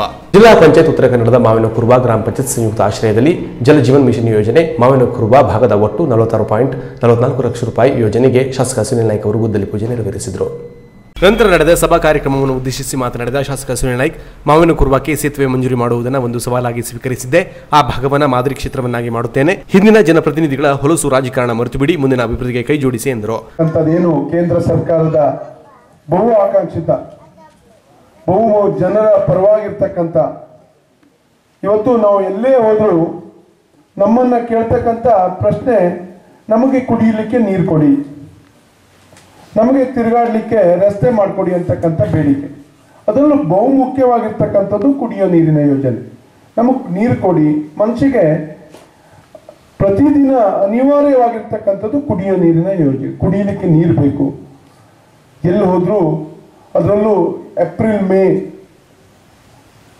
ಎಷ್ಟು ನೀರಿಗೆ ತತ್ವರ ಅಂತಕ್ಕಂಥ ತಮ್ಮೆಲ್ಲರೂ ಗೊತ್ತಿದೆ. ಗ್ರಾಮ ಪಂಚಾಯತ್ ಅಧ್ಯಕ್ಷ ಜಿಜಿ ಶಂಕರ್ ಮಾತನಾಡಿ, ಗ್ರಾಮದ ಎಲ್ಲರಿಗೂ ಸರ್ಕಾರದ ಯೋಜನೆಗಳ ಸಮಾನ ರೀತಿಯಲ್ಲಿ ಸೌಲಭ್ಯ ಸಿಗುವ ನಿಟ್ಟಿನಲ್ಲಿ ಕಾಳಜಿ ವಹಿಸುತ್ತೇವೆ. ಮಾವಿನಕುರ್ವದ ಜನಮಾನಸದಲ್ಲಿ ಅಚ್ಚಳಿಯದೆ ಉಳಿಯುವಂತಹ ಇಲ್ಲಿನ ಜನರ ದಶಕಗಳ ಬೇಡಿಕೆಯಾದ ಸೇತುವೆ ಮಂಜೂರು ಮಾಡಿಸುವಲ್ಲಿ ಶಾಸಕರು ಯಶಸ್ವಿಯಾಗಿದ್ದಾರೆ. ಶಾಸಕರ ಸಹಕಾರ, ಸಹಾಯ ಹಸ್ತದೊಂದಿಗೆ ಗ್ರಾಮದ ಸರ್ವತೋಮುಖ ಅಭಿವೃದ್ಧಿಗೆ ಎಲ್ಲರೂ ಒಂದಾಗಿ ಶ್ರಮಿಸೋಣ ಎಂದರು. ಹೋರಾಟವನ್ನು ಮಾಡಿ ನಾವು ಇವತ್ತು ಮಾವಿನಕುರ್ವಕ್ಕೆ ಸೇತುವೆ ಆಗಬೇಕಂತೇಳಿ ಒತ್ತಾಯ ಹಕ್ಕನ್ನು ಮಾಡಿದ್ವಿ. ಅದಕ್ಕೆ ಬೆಲೆ ಕೊಟ್ಟವರು, ನೆಲೆ ಕೊಟ್ಟವರು, ಅದನ್ನು ಮಾಡಿ ತಂದು ಕೊಟ್ಟವರು ಸನ್ಮಾನ್ಯ ಸುನಿಲ್ ನಾಯ್ಕ್. ನಿಮ್ಮ ಋಣವನ್ನು ಮಾವಿನಕುರ್ವ ಜನತೆ ನಾವಲ್ಲ, ನಮ್ಮ ಮಕ್ಕಳು, ಮೊಮ್ಮಕ್ಕಳು, ನಮ್ಮ ಮುಂದಿನ ಟೋಟಲಿ ವಂಶ ಪಾರಂಪರ್ಯವಾಗಿ ನಮ್ಮ ಜನ ನಿಮ್ಮನ್ನು ಮರೆಯುವಾಗಿಲ್ಲ ಸರ್. ಅಷ್ಟು ದೊಡ್ಡ ಋಣವನ್ನು ನಮಗೆ ನೀವು ಮಾಡಿಕೊಟ್ಟಿದ್ರಿ, ನಾವು ಮರೆಯೋದಿಲ್ಲ. ಈ ದಿಶೆಯಲ್ಲಿ ಕುಡಿಯುವ ನೀರಿನ ಯೋಜನೆ ಈಗಾಗಲೇ ಚಾಲನೆ ಕೊಡ್ತಾ ಇದ್ದಾರೆ. ಪ್ರಾಯಶಃ ಅತಿ ಶೀಘ್ರವಾಗಿ ಪೈಪ್ಲೈನನ್ನು ಮುಗಿಸ್ತಾರೆ. ಎಲ್ಲರ ಮನೆಗೆ ಕುಡಿಯುವ ನೀರು ಬರ್ತದೆ. ಈಗ ನಮ್ಮಲ್ಲಿ ಒಂದು ವ್ಯತ್ಯಾಸ ಇದೆ, ಕನ್ಫ್ಯೂಸ್ ಇದೆ. ಕುಡಿಯುವ ನೀರುಗಳು ಒಂದು ಬರ್ತದೆ, ಬಳಕೆ ನೀರು ಒಂದು ಬರ್ತದೆ. ಈಗಾಗಲೇ ಬಳಕೆ ನೀರು ಬರ್ತದೆಯಾ, ಕುಡಿಯುವ ನೀರು ಬರ್ತದೆಯೋ, ಅಥವಾ ಎರಡೂ ಬರ್ತದೆಯಾ ಅಂತೆಲ್ಲ ಪ್ರಶ್ನೆ ಇದೆ.